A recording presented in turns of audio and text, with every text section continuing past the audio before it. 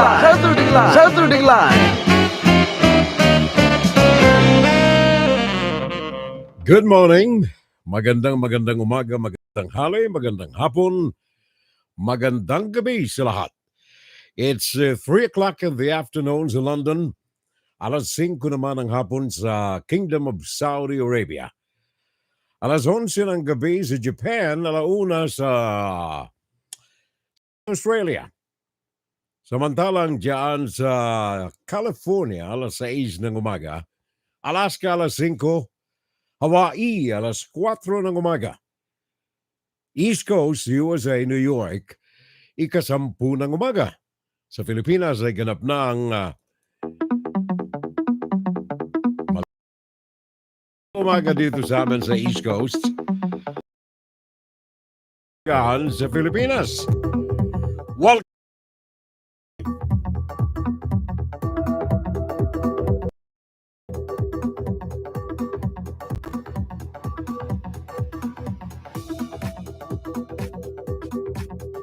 Well, mga kapitbahay, araw ng Sabado ngayon at 13 ng buwan ng Enero.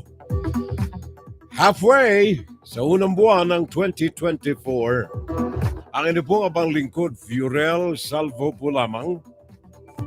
This year, 60 years tayo sa broadcast industry. April 27.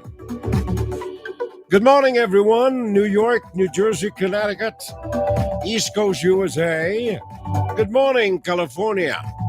Good morning, Alaska. Congratulations, Taiwan. Alas 10:01 ng gabi, Taiwan time. Congratulations kay Lai Ching-te. Democratic Progressive Party, nanalo sa butuhang kanina lamang.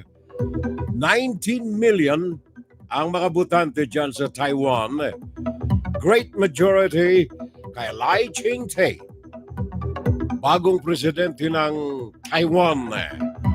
Detalye niyan ay mamaya mga kapitbahay. Well, of course, dito sa amin sa Amerika, hindi maganda ang lagay ng ating panahon. Today, matindi ang ating weather condition. Ang ating, anong tawag niyan? Cyclone. Bomb cyclone ang kondisyon ng weather sa amin, ng kalagayan ng panahon sa iba't ibang panig ng Estados Unidos. Detalye niyan ay mamaya lamang ng konti. Mapanganib na lamig ng panahon, freezing rain, heavy snow sa ilang mga bahagi ng Estados Unidos. Ito ay sa kabuuan ng linggong papasok na ito. Simula ngayong araw ng Sabado, bukas Sunday, Monday hanggang sa kabuuan ng linggo. Bagong record low, inaasahan ito sa Midwest sa sub-zero temperature. Lalo na sa Deep South. Ito yung mga naandyan sa hindi nyo akalain. Mga lugar ng Texas, for example, Florida, yung mga nasa Panhandle, and then of course, mga lugar dyan sa California. Deep South. Matindi ang lagay ng ating panahon sa mga sandaling ito riyan. At latot ikangay lalo pang umasa kayo na hindi gaganda ang panahon sa mga darating na mga araw, including the whole of the week coming. Kaya ingat na lamang tayo, paring Nanding. Fernando Diego Constantino, good morning my friend. Kay paring Kik Mendoza dyan sa Naga, welcome sa ating FSL. And of course, I miss my compadres and comadres diyan sa Naga City, mga kaibigan natin. Sabi ni paring Kiki, good morning, Furel. I'm watching here sa Naga City with my mom, Evelyn Mendoza.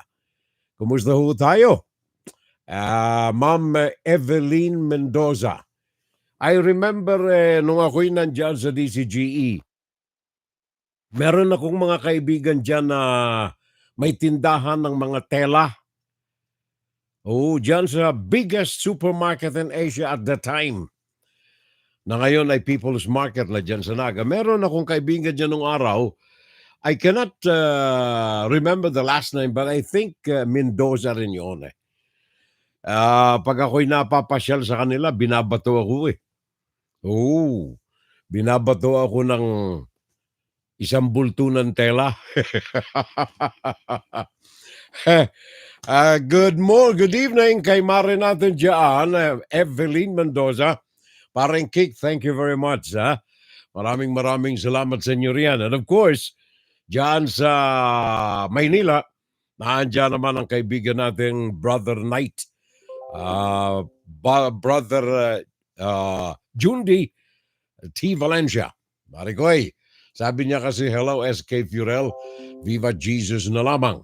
At si Paring Sok, friend de Marano, good morning. Saan si Paring Sok ngayon? Sa Glendale, California. Marikoy, kumusta ang lamig natin riyan? Give me the temperature sa kasalukuyan. Diyan sa Glendale, gawa ng yung mga naandyan, although Glendale nasa mid na ito eh.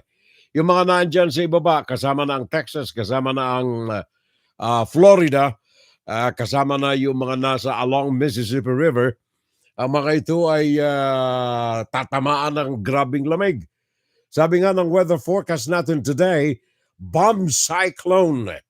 Ano itong bomb cyclone na ito? Ito po, yung kondisyon ng lagay ng panahon na biglang lulubog ang lamig.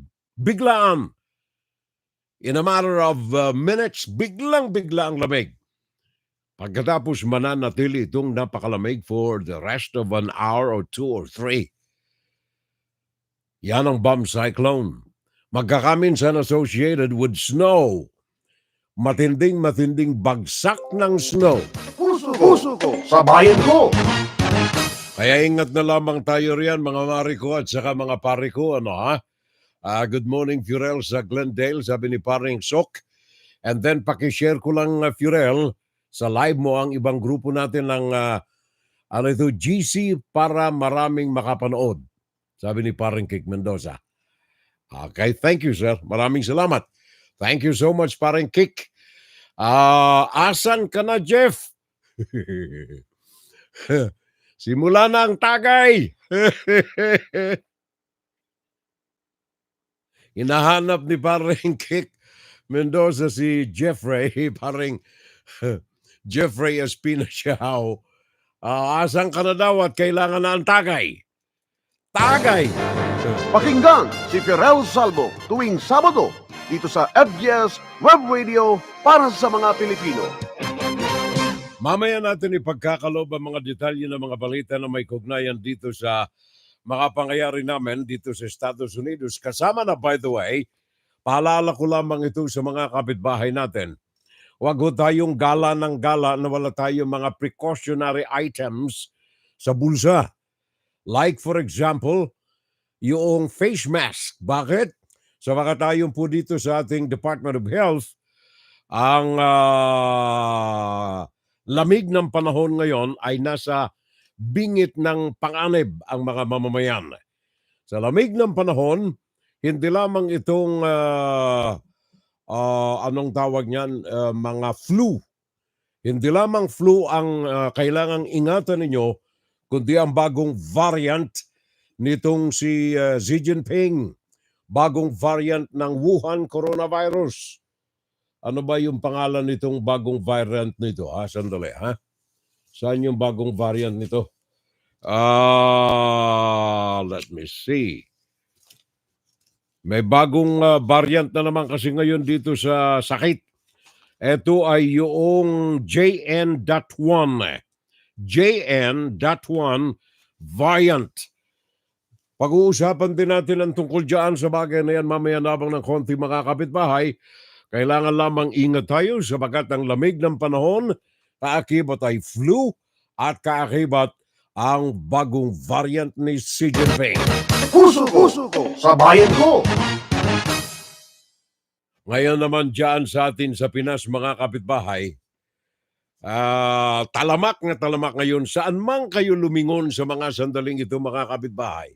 Diyan sa Pinas, makikita ninyo ang mga nag-uusbungan na mga posters, "We are not for sale."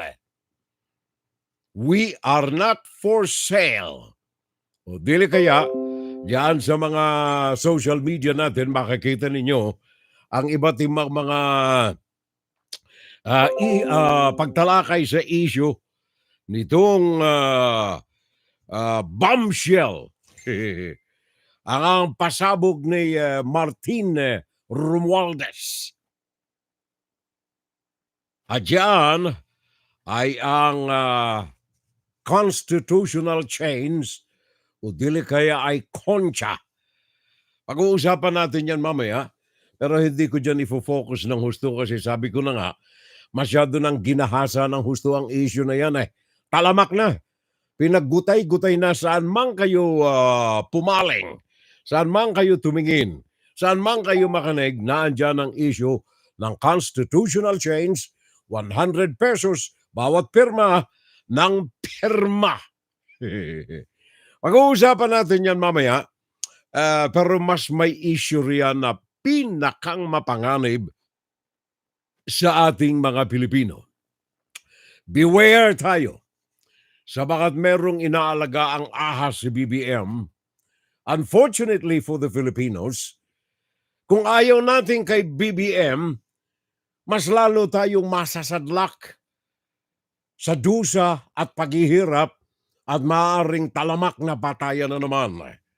It is choosing between two evils. Kaya ingat tayo sa desisyon natin, mga kapitbahay. The absence of true opposition is posing extreme danger for the Filipino people. Kaya ingat tayo mga kababayan. Sana kasi yung mga tunay nating oposisyon.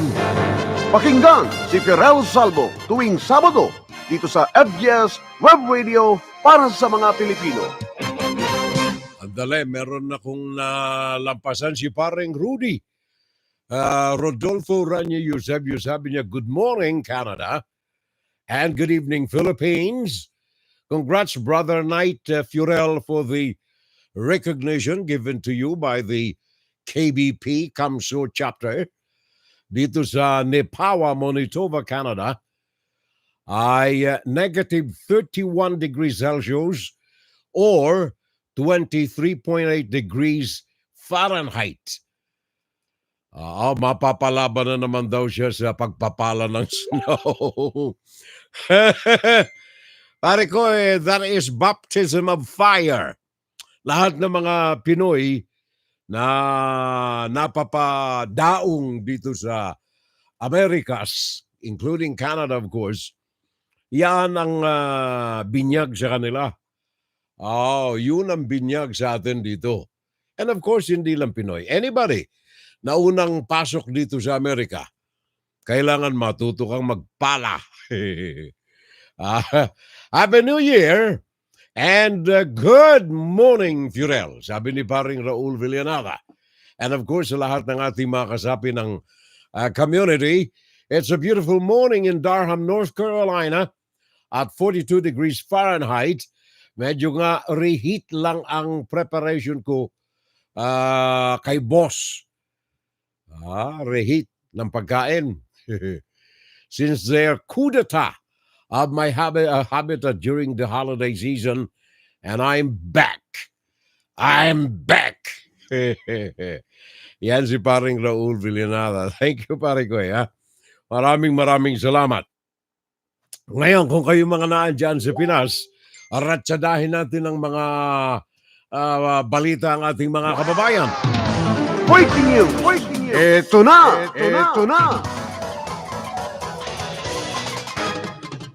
Ang isa sa mga nakikita kong problema dyan sa Pilipinas na hindi maampat-ampat ay ang matinding daloy ng trapiko, and of course itong nagbabadya na pagkansela ng prangkesa ng mga jeepney operators natin. Kalahati pa lamang sa kanila ang nagpatala na, nagrehistro doon sa tinatawag nila na modernization cooperative. Kaya yung mga drivers natin riyan, nag-iinit ang ulo lagi. Road rage na madalas nahahantong sa lalong hindi magandang mga pangyayari. Ayon sa pulis, report ito sa kahabaan ng highway, isang rider ang nagit-git ng bus, hinabol ng driver ng motorsiklo yung bus at nagkaroon sila ng balitaktakan dalawa. Pagkatapos na magkaroon ng baliktaka, sandali itong aking alarm. Magkatapos na nagkaroon ng balitaktakan itong driver ng bus at saka yung driver, pumagit na ngayon yung konduktor. Inaawat. Siya ngayon ang pinagbuntunan ng galit ng naturang motorcycle driver. Nagbunot ng baril at 2 putok ang kumitil sa buhay ng naturang konduktor ng bus. Gara de Leon. Bakas pa ang dugo sa entrada ng pampaserong bus na ito. News Television Matapos ang 5. pagbabarilin sa Candelaria, Quezon kahapon. Napatay dyan ang konduktor ng bus na si Roy Cormanes Tuano, 48 anyos. Ang suspect, isang rider. Base sa investigasyon, nag-overtake ang bus at muntik mahagip ang isang motorsiklo. Sa inis ng rider, hinabol niya ang bus. Nang abutan, nagtalo ang bus driver at rider. Sinubukang umawat ng konduktor hanggang sa siya na ang napag-initan at 2 beses na binaril ng rider. Patuloy ang pagtugi sa suspect. Sa San Antonio, Quezon naman, 2 magkaibigan ang patay matapos pagbabarilin ng nag-amok na lalaki kaninang hating gabi. Kinilala ang mga biktimang sina J.R. Matangian at Mark John Del Robles. Sa investigasyon, nagsisigaw at nagbusina ng malakas ng kanyang motorsiklo ang suspect na si alias Ikong nang hindi niya abutan ng isang mekaniko sa bahay nito. Aalamin niya lang daw sana kung tapos na ang pinapagawa niyang sasakyan. Dahil sa ingay ng suspect, napasugod ang mga biktimang sina JR at Mark John Del na nooy nag-iinuman sa katabing meat shop.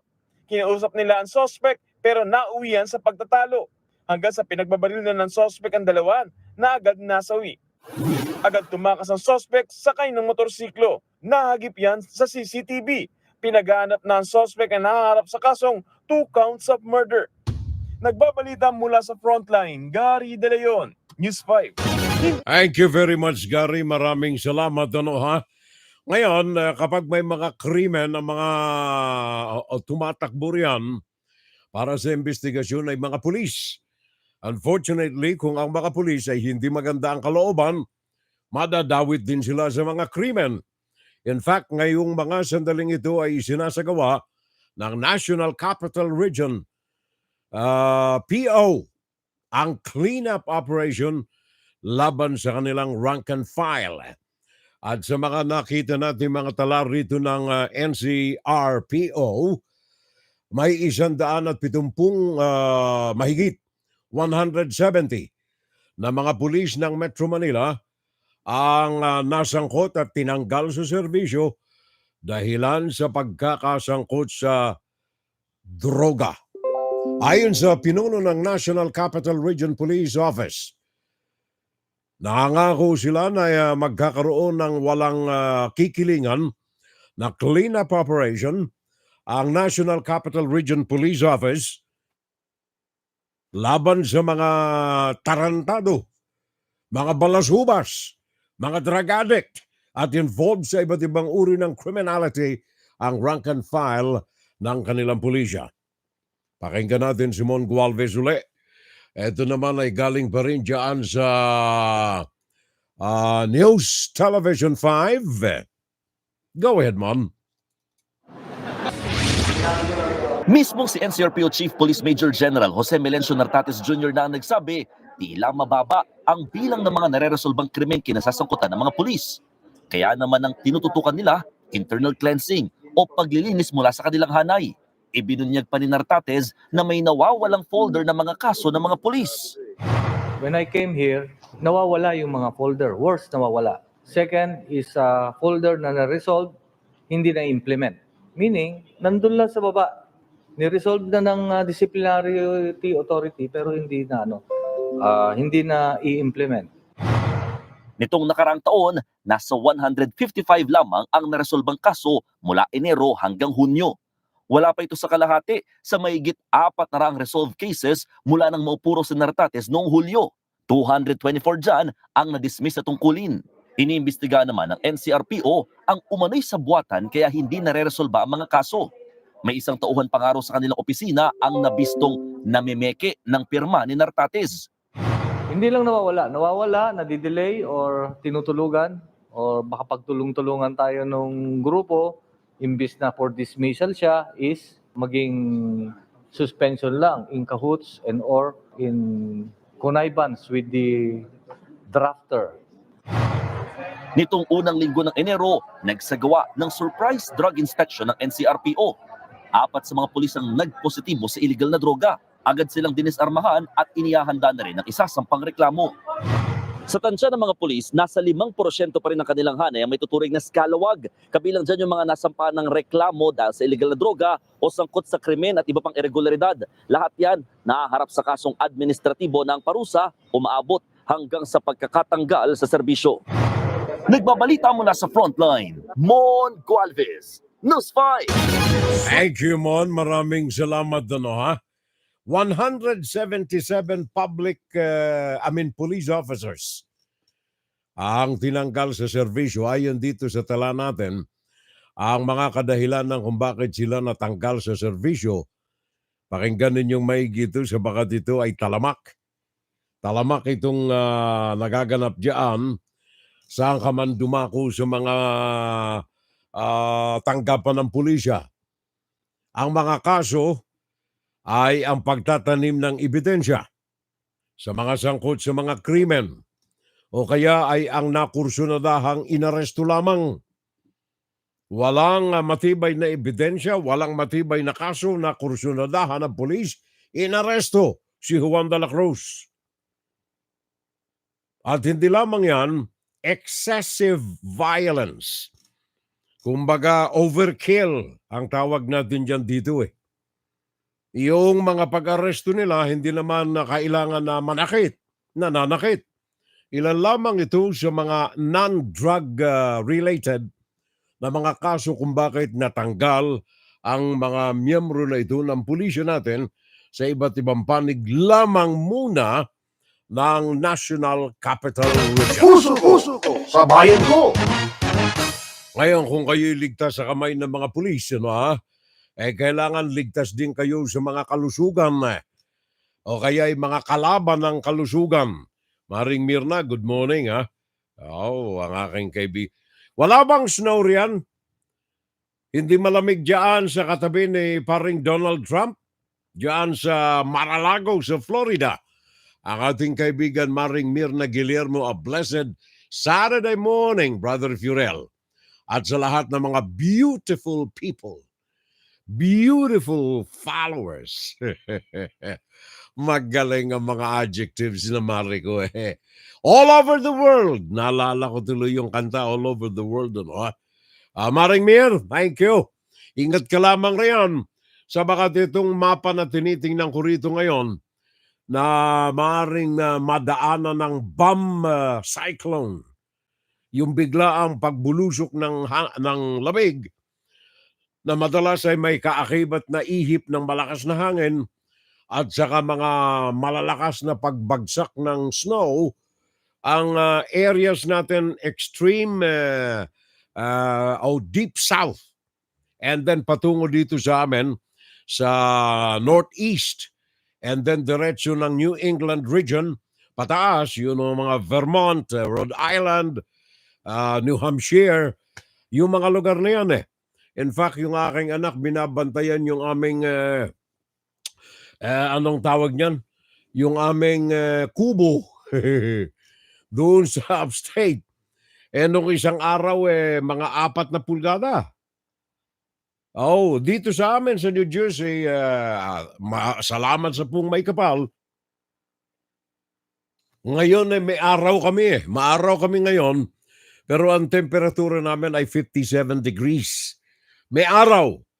Kaya lamang dito sa mga tracking na ginagawa ng ating Weather Bureau dito sa amin sa Amerika, may sama ng panahon nagbabadya, hindi lamang nagbabadya, kundi nagaganap sa ibang bahagi ng Estados Unidos.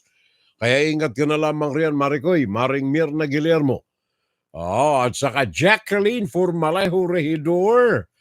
Happy watching na lamang, sabi ni paring Kik Mendoza.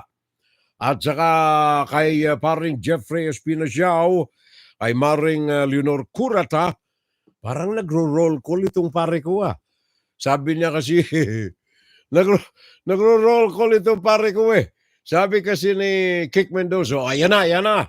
Nandiyan na ang pare natin, paring Jeffrey Espinasiao, Maring Leonor Curata. Si Maring Leonor na lang daw pala ang absent. At saka si Raquel Pangilinan Blantucas, Jing, at saka si Jacqueline Formalejo. Ayun. I don't know, baka nandoon sila sa YouTube Kasi marami tayo mga nandyan sa YouTube ngayon, kaya lamang tahimik itong ating mga kaibigan diyan sa YouTube. Pakinggan si Firel Salvo tuwing Sabado dito sa FBS Web Radio para sa mga Pilipino. Diyan sa Baguio City, mga kapitbahay, si Mayor Benjamin Magalong ay medyo nakahihinga na ng maluwag-luwag ngayong mga araw na ito. Gawa ng ayon sa kanya, meron ng downtrend ng mga natatamaan ng diarrhea. Ito kasi mga nakalipas na ilang araw, itong tatalikod na linggo na ito, ay nasa kote ang Baguio ng matinding paglagana, pagkalat ng diarrhea, na ayon sa Department of Health sa mga sandaling ito, ayon sa kanila, ang isa sa mga tinitingnan nila ngayon na maaaring pinagkakagalingan nitong diarrhea ay tubig. Ayon sa Department of Health, ayon sa kanila, sila naman ay nakalaan na ipagkaloob ang tama na serbisyo dahilan sa pagkakapalaganap nitong sakit na diarrhea simula pa noong Disyembre 28. Ilan ito? December 28, 33 kaso. Hanggang tumaas 244. And then ngayong Enero Agis, 3 araw ang nakalilipas, bumaba na ito from 244 na mga kaso ng diarrhea ay umabot na lamang ng 61. Yan ay yung mga ipinapasok And then kahapon, 43 ang mga bagong kaso. Kahapon lamang, araw ng Friday, diyan sa Pinas. Siguro alamin natin, ano ba talaga ang detalye nito? Ara Perez ng ABS-CBN. Kapwa determinado ang Baguio City at Department of Health na matukoy na ang sanhi ng hindi pangkaraniwang dami at clustering ng diarrhea cases sa lungsod.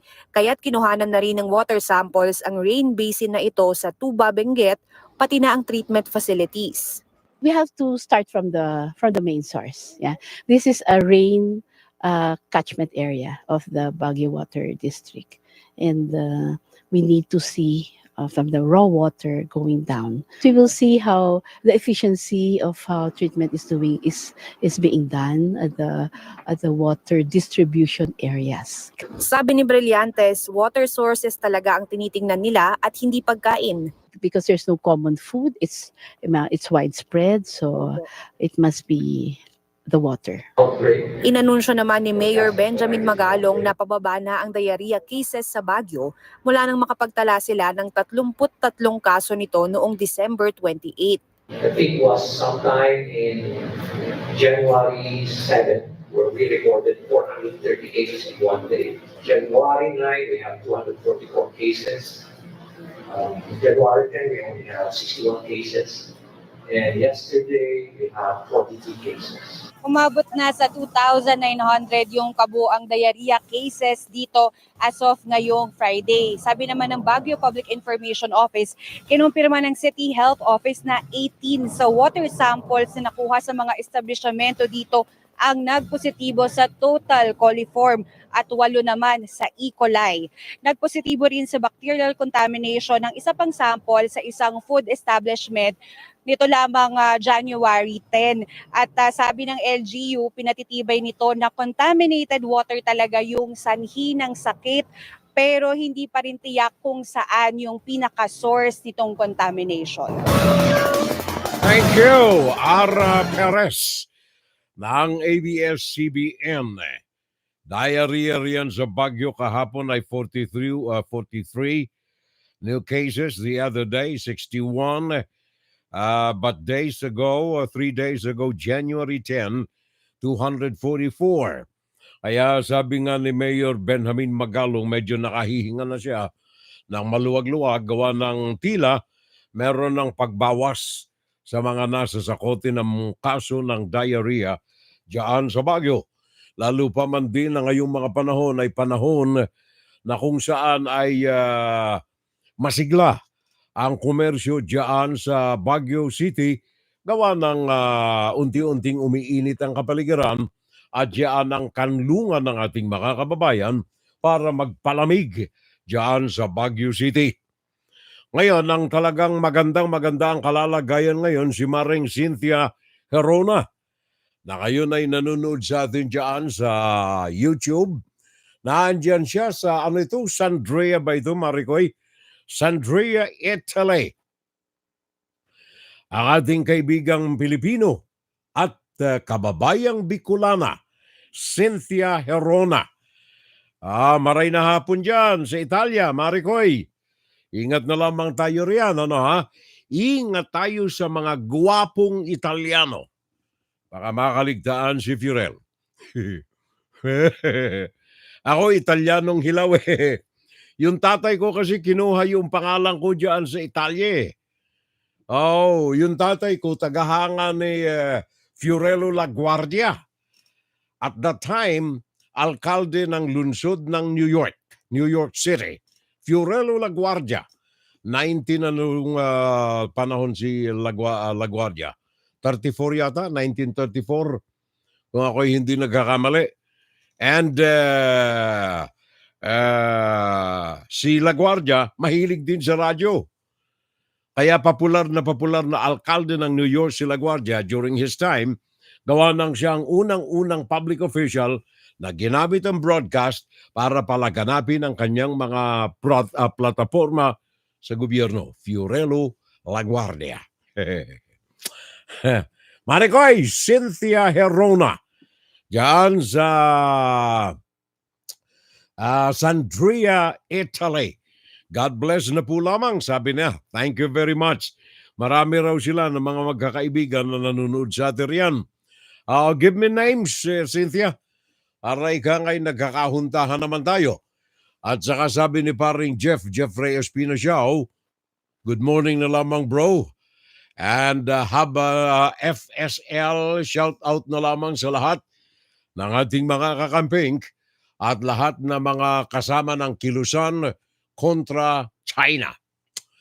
I love FSL, sabi ni paring Jeff.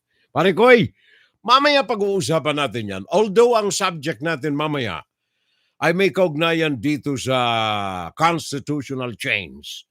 Pero may isang bagay diyan ang niminsan ay hindi nababanggit. I don't know kung itinatago. I don't know kung merong anong tawag niyan, sabwatan. Pero may issue riyan sa constitutional change na binabayaran ng pirma ng 100 pesos bawat signature, bawat pirma. Dito lamang sa mga kasong ito'y nakasisiguro ako na kung matuwid ang desisyon ng Supreme Court ay hindi makalulusot ito eh. Lahat ng mga ito, nakaprograma itong pirma na ito, itong kontsya, bago dumating ang eleksyon next year, Mayo of 2025. Mahigit 1 taon simula ngayon, inihahanda nila ito para pigilin ang eleksyon sa 2025 at mabago ang forma ng gobyerno nang ang mga ito ay manatili sa kanilang mga pwesto. May ahas ba na inaalagaan si BBM? O siya mismo ang ahas laban sa mga Pilipino? Binabantayan natin yan. Unfortunately sa ating mga kababayan, mga Pilipino, wala tayong legitimate na opposition na maaaring sumalungat sa anumang masamang balakin ng lumalalang korupsyon at pagiging mga cronies, pagiging mga makasarili ng mga politiko natin diyan sa bansa. Wala tayong nakikita na valid opposition, the real opposition. Saan na kayo? Mawasak man itong administrasyon ni BBM, mas lalong malala ang kinakaharap ng Pilipinas sa kamay ng mga komunista. Pakinggan si Firel Salvo tuwing Sabado dito sa FBS Web Radio para sa mga Pilipino. Sabi ni Maring Mir dyan sa Florida, tropical weather sila ngayon. Sunshine State, West Palm Beach, Florida. But I am leaving for Chicago. Nako, Mariko, wag muna. Chicago! Oh. Matindi, makapalang snow sa Chicago ngayong mga sandaling ito at lalo na sa pagpasok ng bagong linggo, the new week. Sa ngayon ay sinasalanta na ng snow ang Chicago. Yung Iowa, meron tayong mga reports dyan, maya-maya na konti. Kaya pag-isipan mong maigi muna. January 15 na sa Chicago, Rosemere. To attend to my personal needs. And also to my future trip to the Philippines. Ingat ka muna riyan, Maricoy, ha? Ngayon, nabanggit ko na rin lang naman itong si Marcos. Merong misteryo na nagaganap sa Malacanang. Hindi lamang ito dahilan sa may ahas daw na inaalagaan dyan sa Malacanang, kundi dahilan sa may mga maniobrang nagaganap.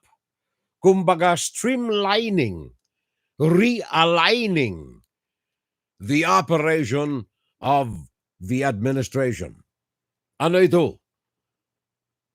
Pagkakatanggal kay Benjamin Jukno. Bakit natanggal? Well, sabi ni Mako, meron tayong mga ginagawang mga pagbalasa. Gusto ko sana na siya ang mamuno sa Maharlika Fund. Kaya lamang tinurn down niya itong offer ko sa Maharlika. Gusto na lamang daw niyang bumalik sa Central Bank. Etong si Mr. Jokno.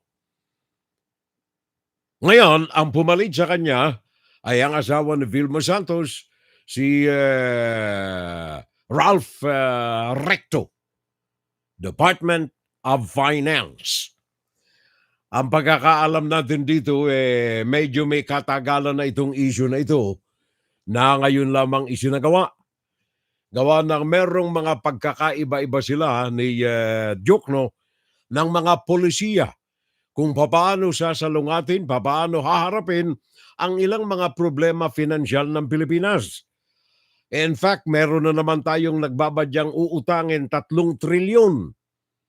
3 trilyon na uutangin ng Pilipinas para sa taon na ito para matustusan ang mga programa nito, ang biyahe ng presidente sa iba't ibang panig ng daigdig. I offered Mr. Jokno a position in the Maharlika Investment Corporation but he turned it down. Sabi ni Mako. Pakinggan natin. Meron tayong dagdag na report dito Galing ito kay Joyce Balancio ng ABS-CBN. Nanumpa na si House Deputy Speaker at Batangas Representative Ralph Recto kay Pangulo Ferdinand Marcos Jr. bilang bagong Finance Secretary. Kumpiyansa naman si Pangulo Marcos kay Recto dahil sa tagal na rin ito sa paglilingkod sa gobyerno. He has a true understanding of how the Philippine economy works, and I think that Secretary Ralph will be very important in coming up with these new ideas that we still need for the transformation of the Philippine economy. Naging Director General si Recto ng National Economic and Development Authority mula 2008 hanggang 2009 sa ilalim ng Arroyo Administration. Bilang 3-term senator, isinulong niya ang Tax Reform for Acceleration and Inclusion o TRAIN Law, Rice Tarification Act at ang Ease of Doing Business Law. Bilang kongresista naman, naging principal author siya ng mga batas na nagbibigay sa mga maliliit na negosyo ng access sa pautang at iba pang financial services, lalo na noong pandemya. Papalitan ni Recto si Secretary Benjamin Jokno na babalik naman sa Bangko Sentral ng Pilipinas bilang miyembro ng Monetary Board. Kwento ng Pangulo, una niyang inalok kay Jokno ang pwesto na may kaugnayan sa pamamalakad ng Maharlika Investment Fund pero tinanggihan ito ng kalihim. He begged off, saying that this is the investment fund, a sovereign fund, is not in with what he feels is a specialty of his. I cannot thank Secretary Ben Jokno enough for setting the economy onto the right path. Itinalaga rin ni Pangulo Marcos si Frederick Go bilang Special Assistant to the President for Investment and Economic Affairs na may ranggo ring sekretary. Agad namang pinulong ng Pangulo ang kanyang economic team nitong Biyernes ng hapon kasama ang kanyang bagong appointees. Joyce Balancio, ABS-CBN News. Thank you, Joyce. Maraming salamat. Alam mo nung pumutok ang balita na ito kahapon, naging malikot ang aking mga daliri at nakaugnay natin yung mga ka-amistades natin diyan sa Pilipinas, mga kaibigan natin sa loob ng inner circle ni Mr. BBM. Alaha, napag-alaman natin, and this has to be confirmed, na ang dahilan ng pagretiro bilang sekretaryo ng finance ni Mr. Jokno ay ang hindi nila pagkakaunawaan ng powerful, may influensyang malaki na pinsan ng presidente sa Kongreso, the Speaker of the House, na sabi ni Sara ay si Tambaloslos. Pero si Sara hindi niya naman sinasabi na siya naman ay si Unga-Unga. Ayon sa mga nakalap nating mga impormasyon sa mga kaibigan natin riyan, mga nasa press corps na mga kaibigan natin, at saka yung isang kaibigan ko na aking sinasandala ng impormasyon na very reliable, 99.9% na mga feed na natatanggap ko sa kanya ay mga totoo, walang pagpapasubali. Sabi niya, hindi magkasundo si Jokno at saka si Martin Romualdez for many reasons. At maaring ito ang isa sa dahilan kung bakit pinakawalan ni BBM si Jokno sa kabila ng magandang performance nito sa pag-alalay sa pangangailangan ng Malacanang at ng administrasyon ng pera ng bayan. Isa rito yung naalala ninyo si BBM, nagdeklara siya ng price ceiling sa bigas, di ba? Etong issue na ito ng price ceiling, matinding sinalungat ito ni Jokno. Sabi niya sa economic mind sa mga eksperto sa ekonomiya, hindi kailangang ilagay yung ceiling ng presyo ng bigas. Kaya lamang on the political side, sabi naman daw ni Tambaloslos, Mr. President, kailangan ipakita natin na may pagmalasakit tayo sa taong bayan. Kaya hindi man nararapat, maglagay ka ng price ceiling. Isa yan sa mga hindi pinagkasunduan ng dalawa. Ngayon, hindi lamang yan, yung issue naman ng excise tax, hindi rin magkasundo yung dalawa. Sabagat si House Speaker Romualdez ay nagpahayag na maganda para magkaroon tayo ng karagdagang pera kasi madalas ang biyahe ng presidente abroad. Kailangan natin ng buwis, excise tax, kailangan natin ito sabi naman ni Benjamin Jokno, alam mo Mr. President, hindi pampabigat ito sa tao Masama, hindi maganda ang epekto nito sa taong bayan. Napuno ng napuno, dagdag ng dagdag. Kahapon, the other day, nagulat na lamang daw siya. Sabi ni Joke nito nagulat na lamang siya nang i-announce ng presidente na may bago na siyang Secretary of Finance, Ralph Recto. Eto anong taon yan? Noong ipinanganak ito wala pa ako sa broadcast. January anong taon, January 11, 1964 nang ipanganak si Recto. Naging broadcaster tayo Abril 27, 1964.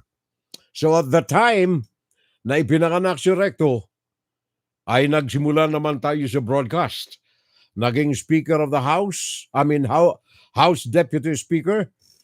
Galing siya sa ika-6 na distrito ng Batangas, 3 ulit na naging senador, at pagkatapos ay naging President pro tempore ng Senado at saka Senate Minority Leader.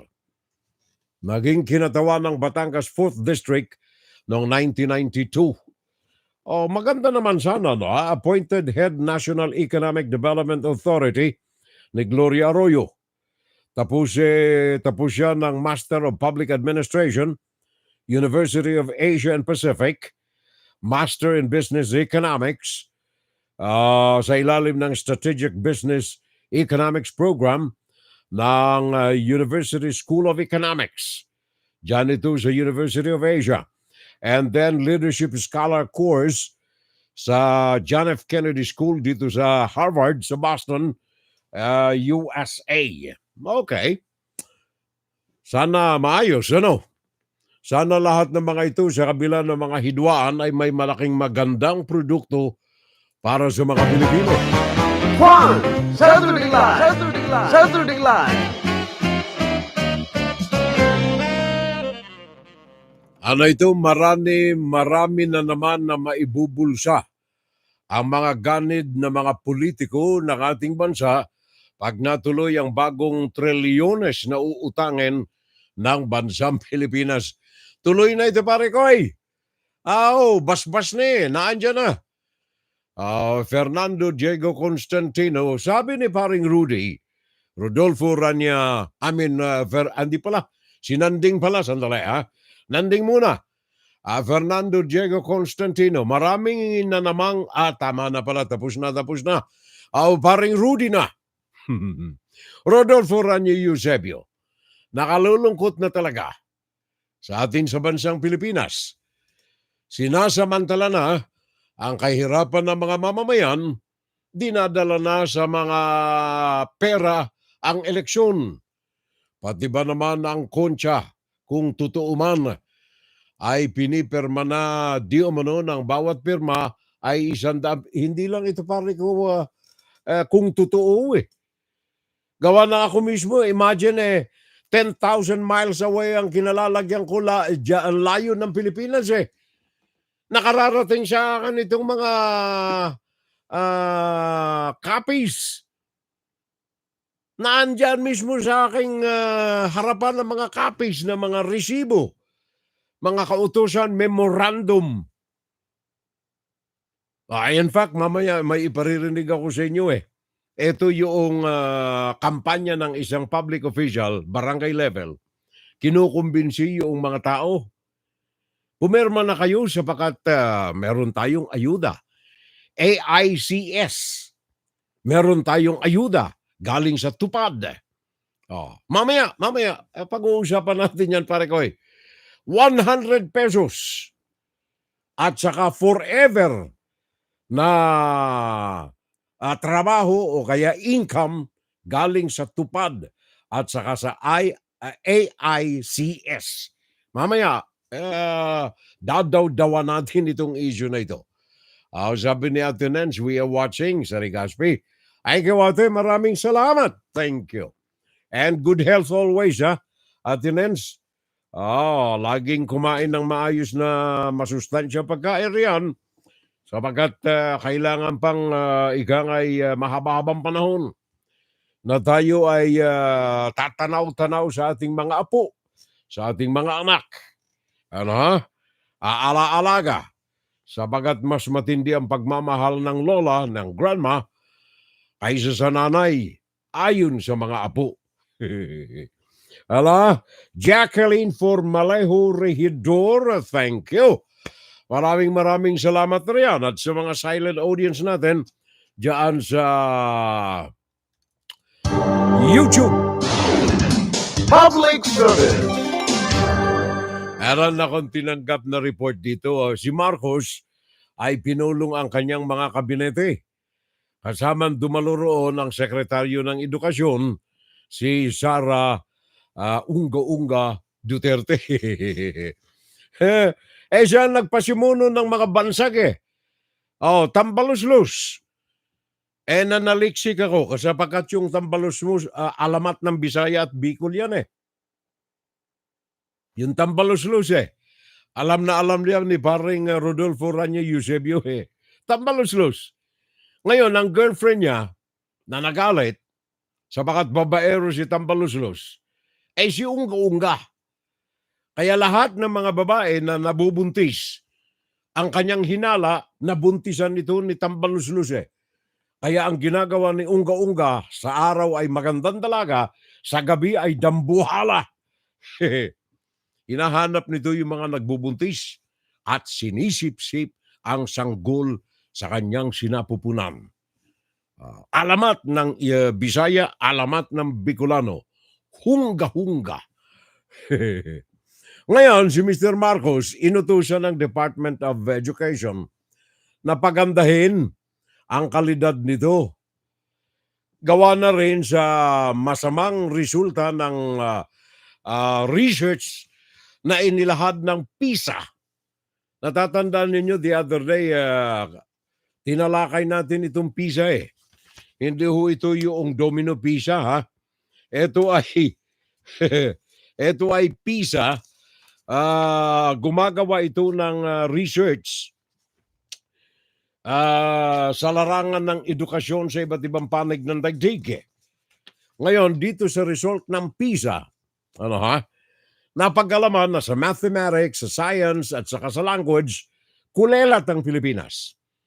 Kaya kahapon ay tumawag ng meeting si Marcos sa kanyang mga kabinete, nandoon si Sara, at sabi ni Mr. Marcos, kailangan pataasin ang kalidad ng edukasyon.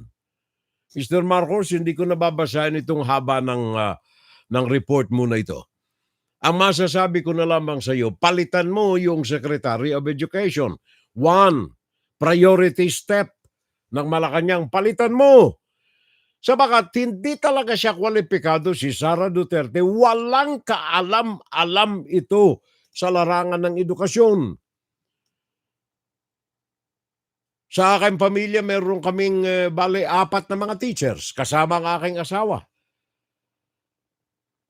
Ako ay graduado rin ako ng Department of Education. Secondary. Di nga lang ako nagturo sa classroom, nagturo ako sa mikropono.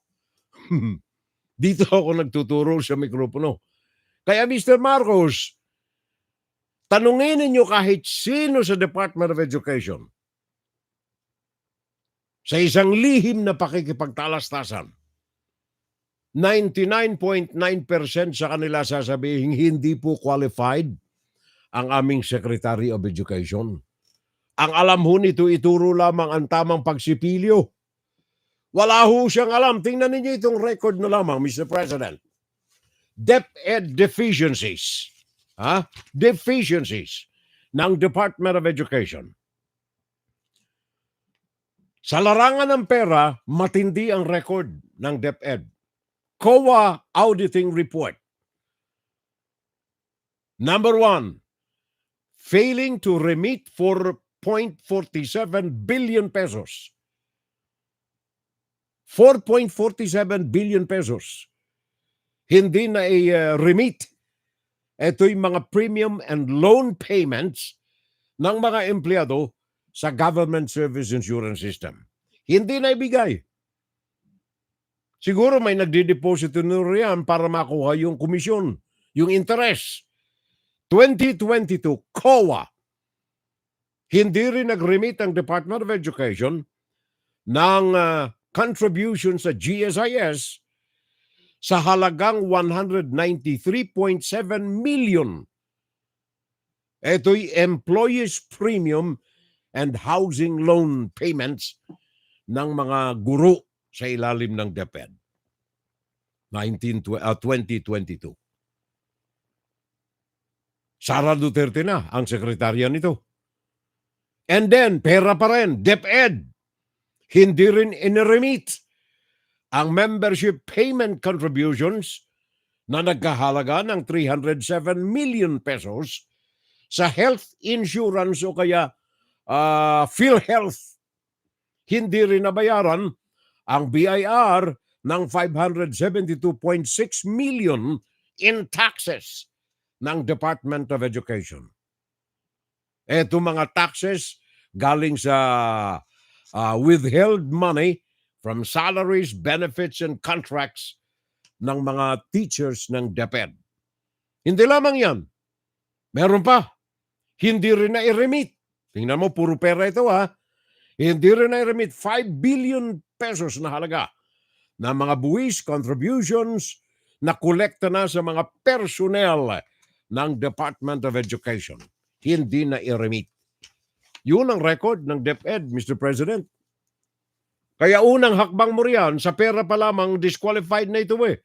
Lalo na sa kaalaman sa edukasyon, walang kaalam-alam ang inyong Vice Presidente, Mr. President. Tanggalin, palitan ng tama. Maricel Halili, Television 5, give us the Nanatili din news. sa low sea level ang Pilipinas pagdating sa edukasyon ayon sa Program for International Student Assessment o PISA. Kaya pinulong ni Pangulong Bongbong Marcos ang iba't ibang ahensya kasama ang Department of Education sa Malacanang kanina. Present doon si Vice President at DepEd Secretary Sara Duterte. Ayon sa DepEd, pinatututukan ni Pangulong Marcos ang pagpapaigting sa kalidad ng guro at nutrisyon ng mga estudyante. Nakakaapekto raw kasi ito sa edukasyon ng mga mag-aaral. Kahit kasi marami raw ang nakakapasa sa licensure examination for teachers, kulang pa rin sa expertise ang karamihan. We really need to update our teachers sa technology. We need to ensure that they have the proper training programs and they have the proper expertise. Pinababantayan din ang epekto ng bullying sa pag-aaral ng mga bata. Baka nga raw pinalala pa ng social media ang problema sa bullying. Kaya raw kasama sa magiging training ng mga guro ang pagtukoy sa red flag o mga senyales kung may problema ang bata. Ang bullying daw kasi ay isang mental health issue.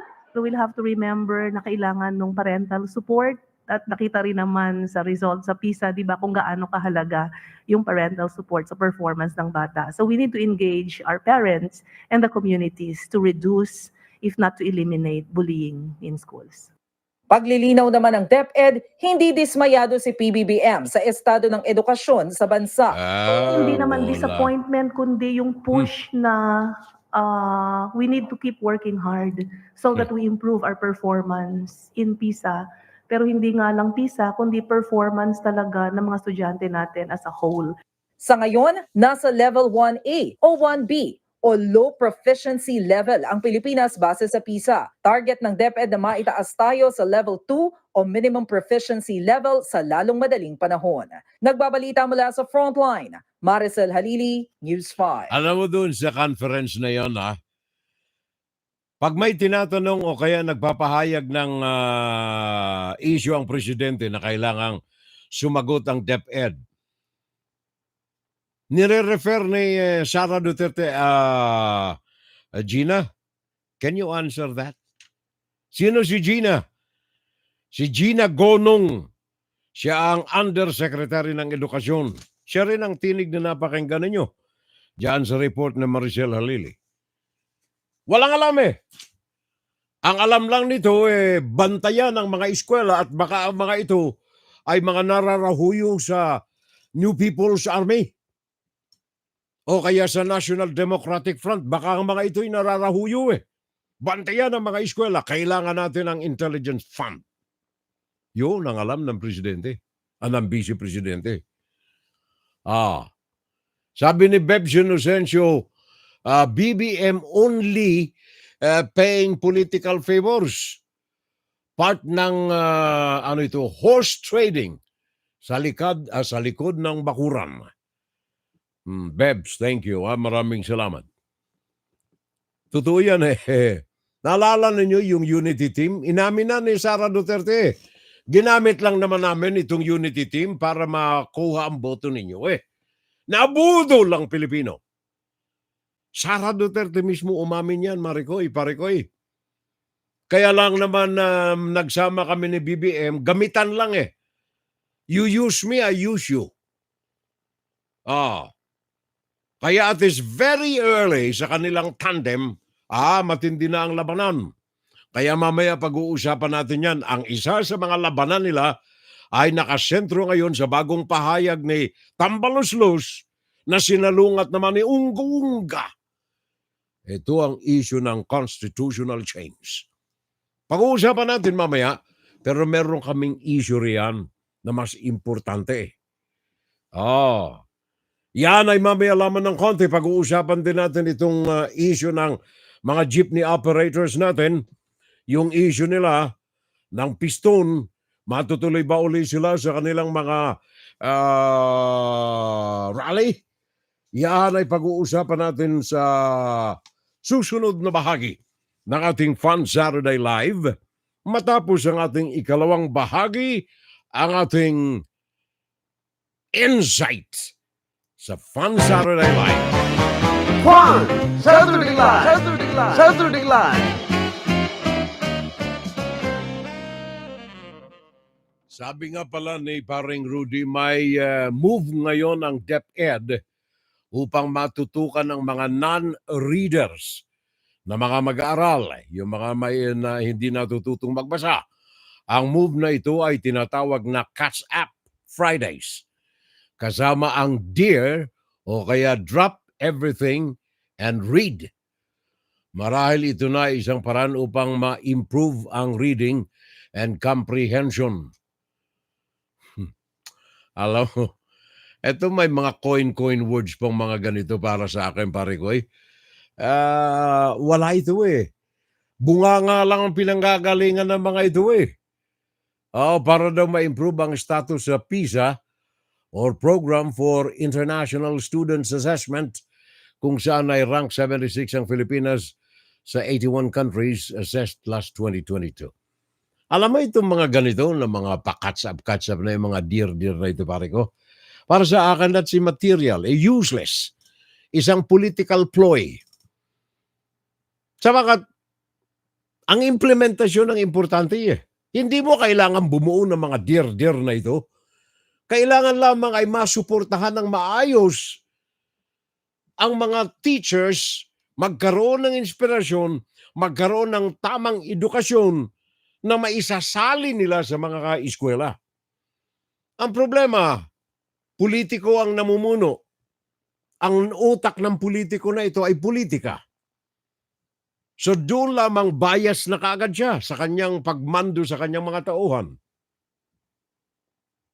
At yung mga tauhan naman, sabagat ang mga ito appointed ng politicians, madalas ang kalidad ng mga ito ay naapektuhan. And down the line, ang tatama ng matindi ng ganitong mga inefficiencies at mga improprieties ay mga eskwela. Hindi mo kailangan ng mga dear dito, pareho eh. No, hindi mo kailangan yan eh. Ang kailangan mo riyan ay tamang liderato, tamang curriculum, tamang teachers sa kanilang mga pwesto. Nasa ikalawang bahagi tayo. Inside, Guro-Guro, Opinion, Fun Saturday Live. Mga kababayan ko, talamak, sabi ko na kanina, talamak ang issue na ito ng constitutional change. Kaya ang ating pamagat sa paksa na ito, beware kayo mga kababayan kong mga Pilipino. A snake in Bbm'S closet and the absence of true opposition is the most dangerous thing Filipinos are facing. Merong ahas na inaalagaan ng presidente o baka siya mismo ang ahas. Hindi natin alam. Pero one thing is sure, may ahas na namumugad sa loob ng aparador ng presidente. Ang masaklap nito, ang kawalan ng tunay, totoong opposition ang mas lalong nagbabadya sa mga Pilipino sa isang matinding panganib na hinaharap. Sa oposisyon lamang natin mga pare ko, wala na eh. Sa mga nakaupo sa pwesto, ang isa lamang lehitimo riyan, nag-iisang tao sa Senado. Rizzo Hontiveros. All the rest are of questionable minds. Sa Kongreso, wala na kayo pare ko sa Kongreso. Sa mahigit 300, 316, 320, 330, I don't know. Binaboy na ang Kongreso rin eh. Gawa dito sa mga party list na ito eh. Baboy na baboy ang Kongreso. Kaya ang presidente, nakikita niya na ang Senado useless. Ang Kongreso kailangang alagaan ng husto. Sa ilalim ng administrasyon ni Marcos, alagang-alaga siya ng Kongreso sapagkat ang namumuno nito ang Speaker of the House na ngayon ay nakulapula na ng iba't ibang mga partido. Alam mo naman dyan sa Kongreso eh. Kung sino ang Speaker of the House, takbuhan na. Iba't ibang partido yan ha. Mga party list, nationalista, umpong, kung ano-ano na mga partido na dati nangunyapit sa palda ni Rodrigo Duterte, ngayon nangunyapit na kay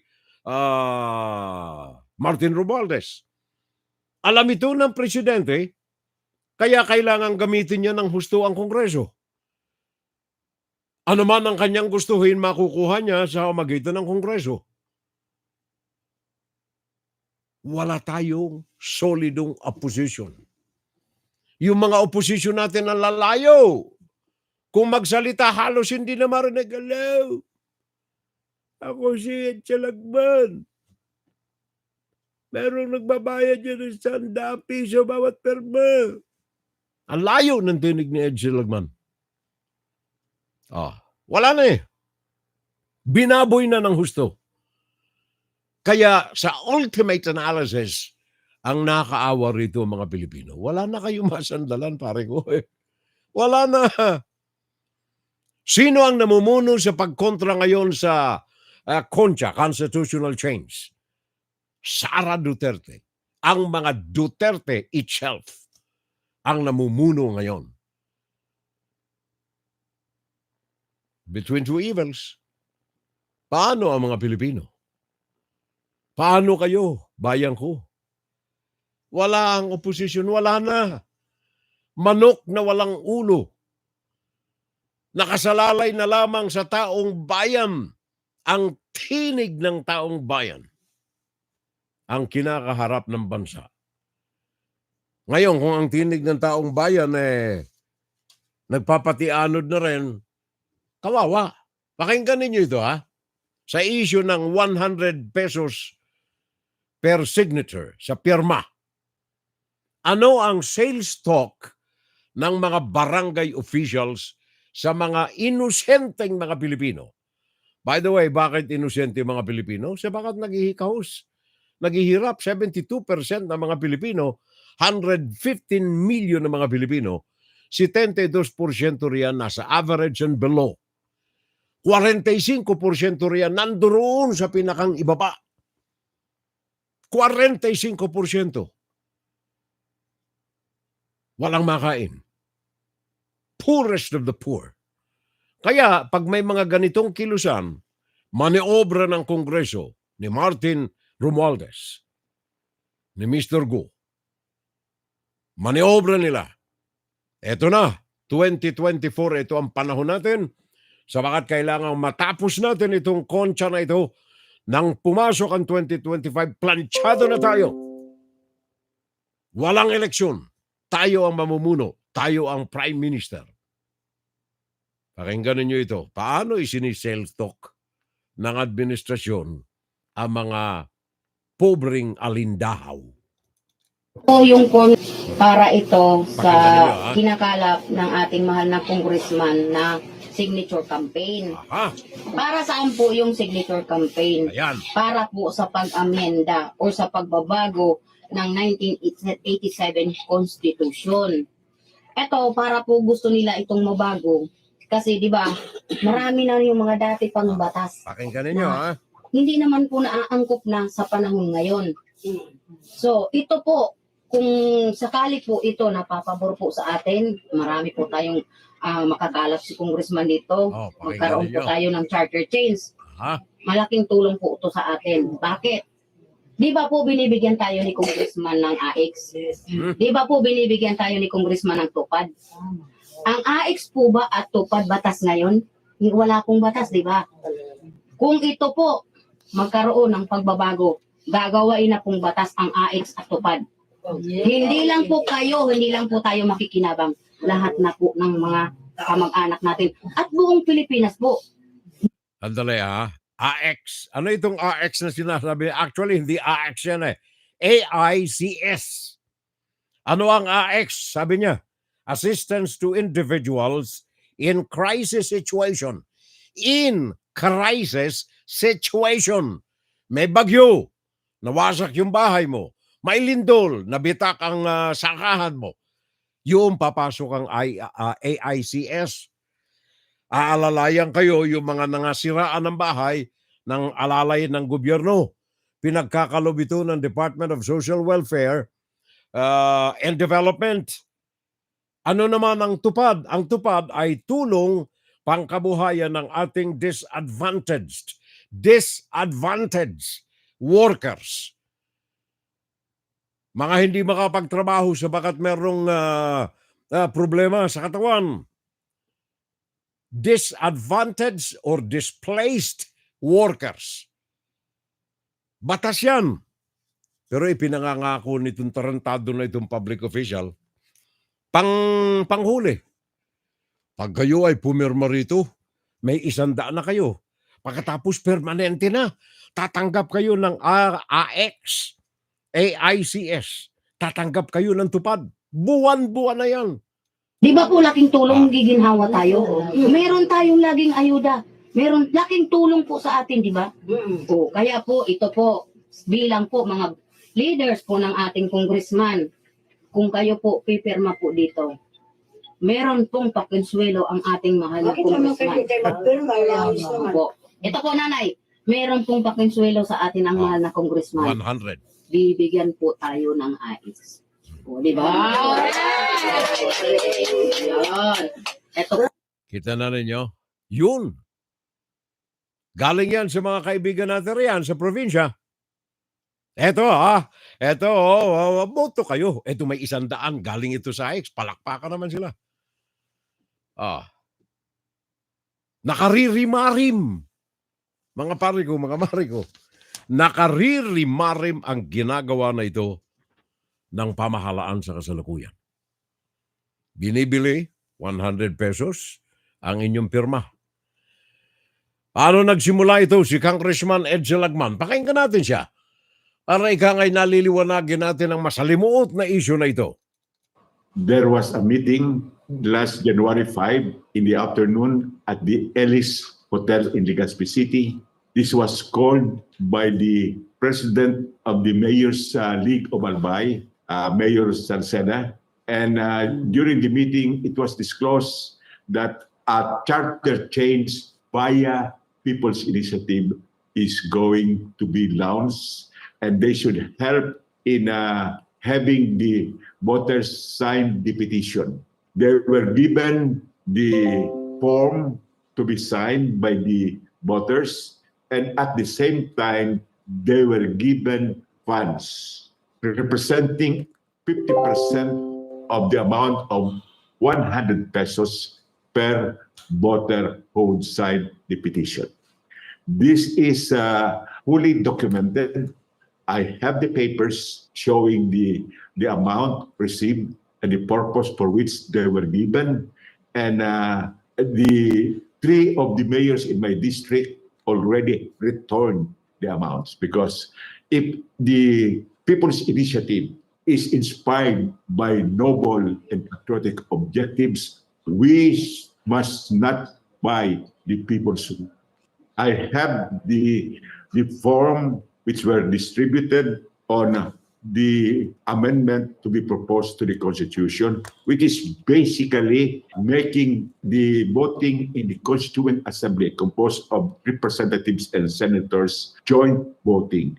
This would fast-track the amendments to be proposed by the Constituent Assembly because the numerically superior number of representatives will definitely overwhelm the pure number of senators. And it should be recalled that the Senate has been the burial grounds for proposed amendments. Yan ang tinig mismo ni Congressman Ed Salagman. Yan pong pagbabayad ng 100 pesos sa bawat pirma. Yan ay labag sa batas. Yan ay labag sa Omnibus Election Code ng bansa. That is vote buying. Bawal ho yan. At kayo ay maring mabilanggo diyan sa kaso na yan. Kung kayo ay mararahuyo sa 100 piso. Ang bagong oposisyon ngayon, not for the people, of the people, and by the people, pinangungunahan ni Sara Duterte.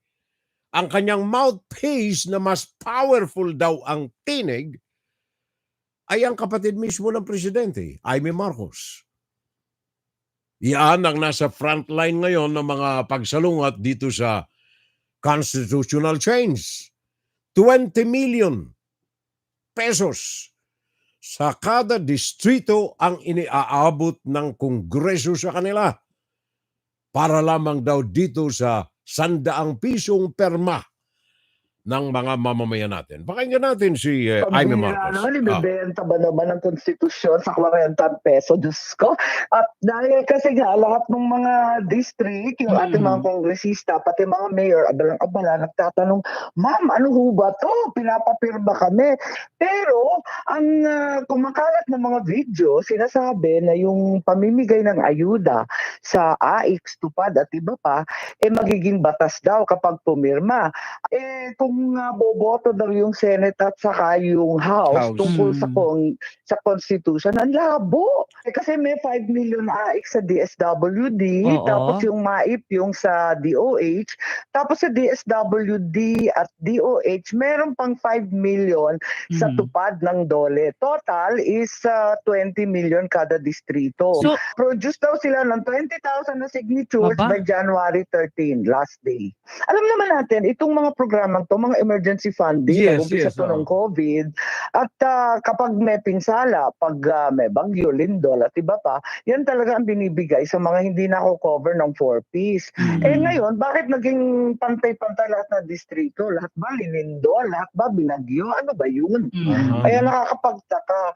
Tapos, ito namang kon-kon, ang sabi nga, ako dapat kang magpasimuno sa pagbabago ng konstitusyon matapos kami umalis, yung Cory administration, paghihiganti daw itong konstitusyon na to, kaya laban sa Marcos.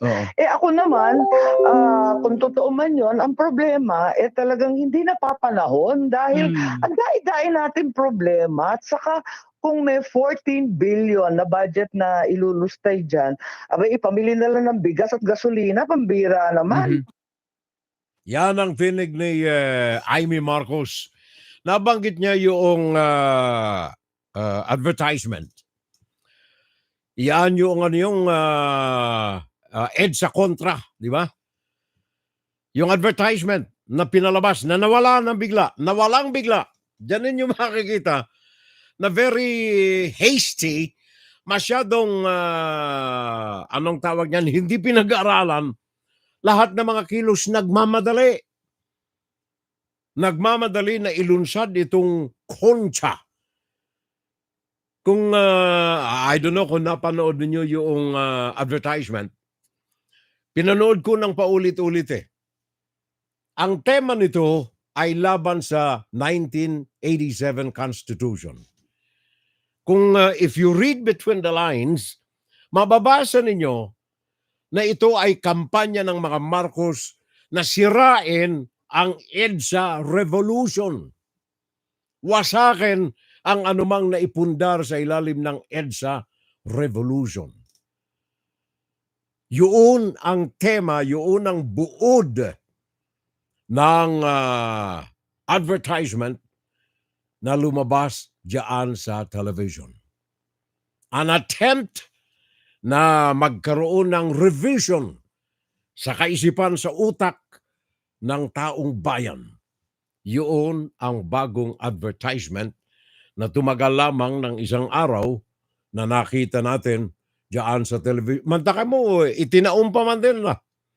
Inilagay doon sa mga clips, live coverages ng Black Nazarene translasyon.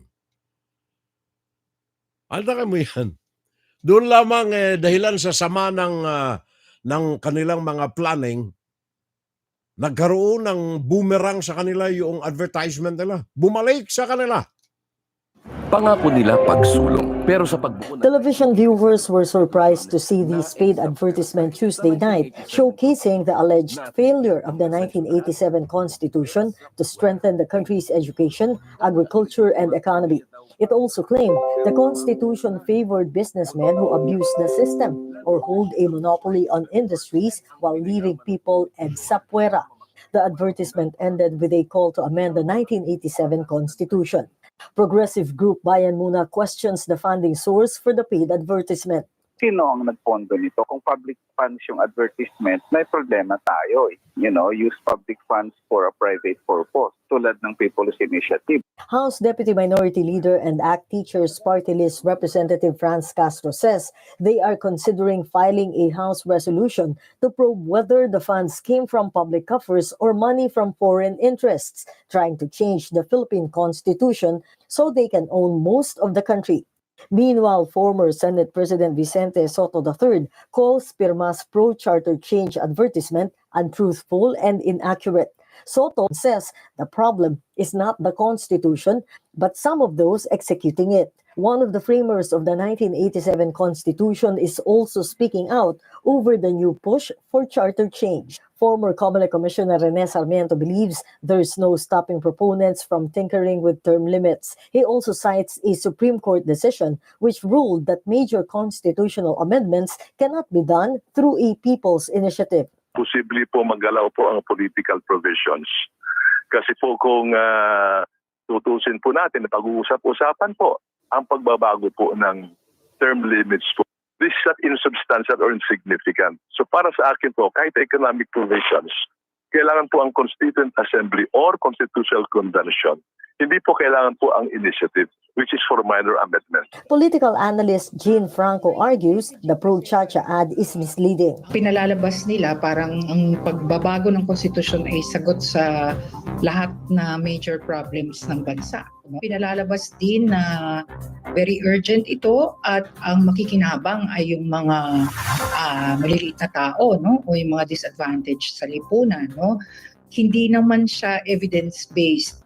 Sharian Torres, ABS-CBN News. Alam mo, ang totoo riyan, etong constitutional change na ito, 99% politics.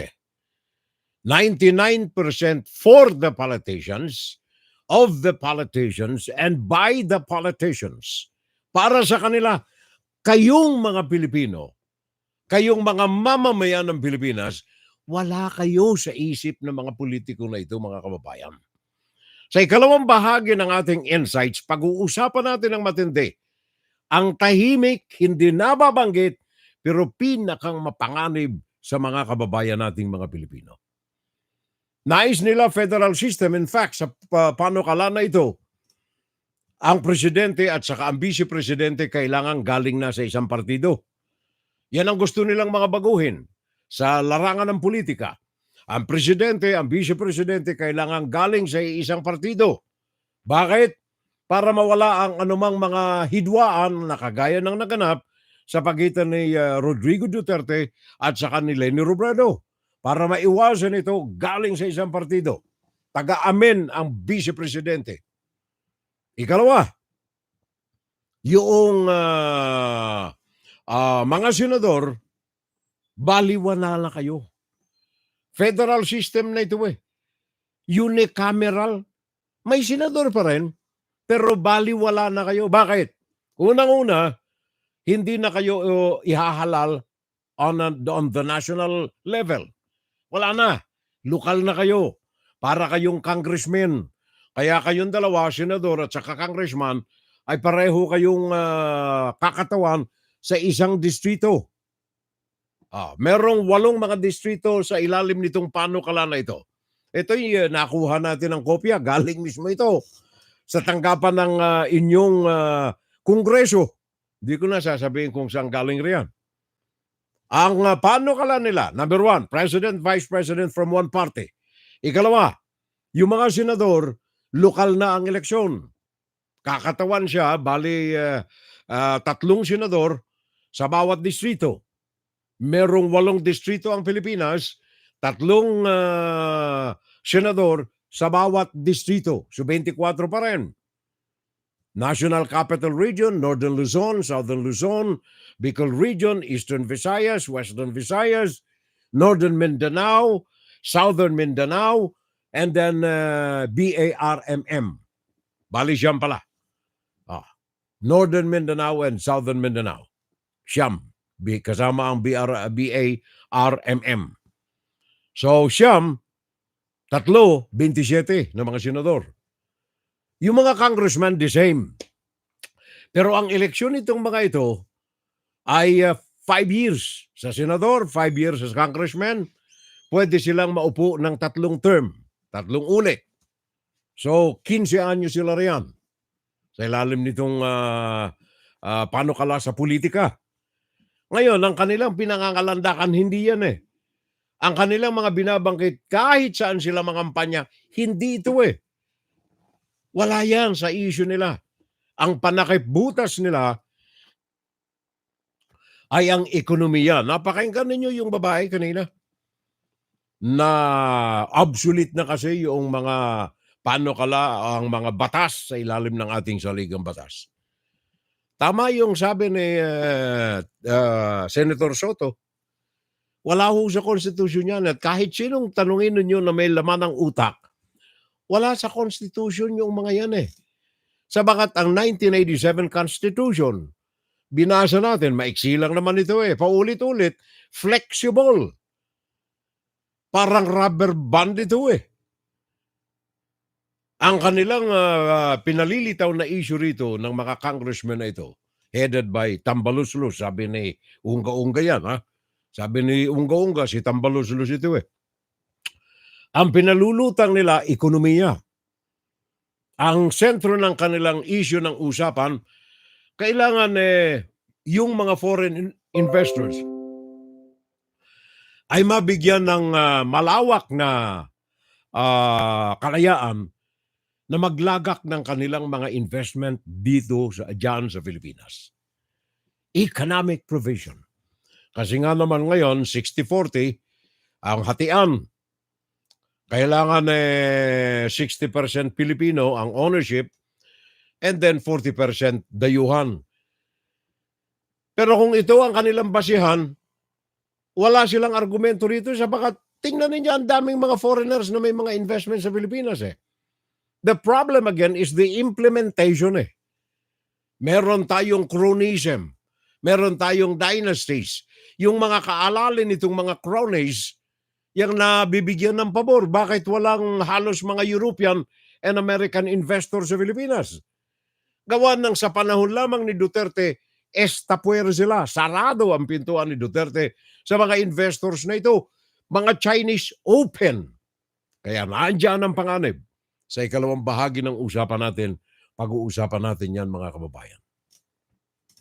Ownership sa lupa, sa mga public utilities, at mga natural resources. Yun ang focus sa economic side nitong constitutional change. Land ownership, public utilities, natural resources. Tingnan ninyo mga kababayan kung valido itong argumento nila. Tingnan ninyo ang mining industry sa Pilipinas na lamang. Sino ang mga namumuno riyan? Kung titingnan ninyong susuyurin ninyong mismo ang mga kapitalisasyon ng mga ito, dami ang mga Chinese Filipino businessmen ng mga kapital ng pera galing sa China. Great majority ng negosyo dyan sa Pilipinas galing China. National grid na lamang. Pure-blooded Chinese ang mga nakaupo riyan.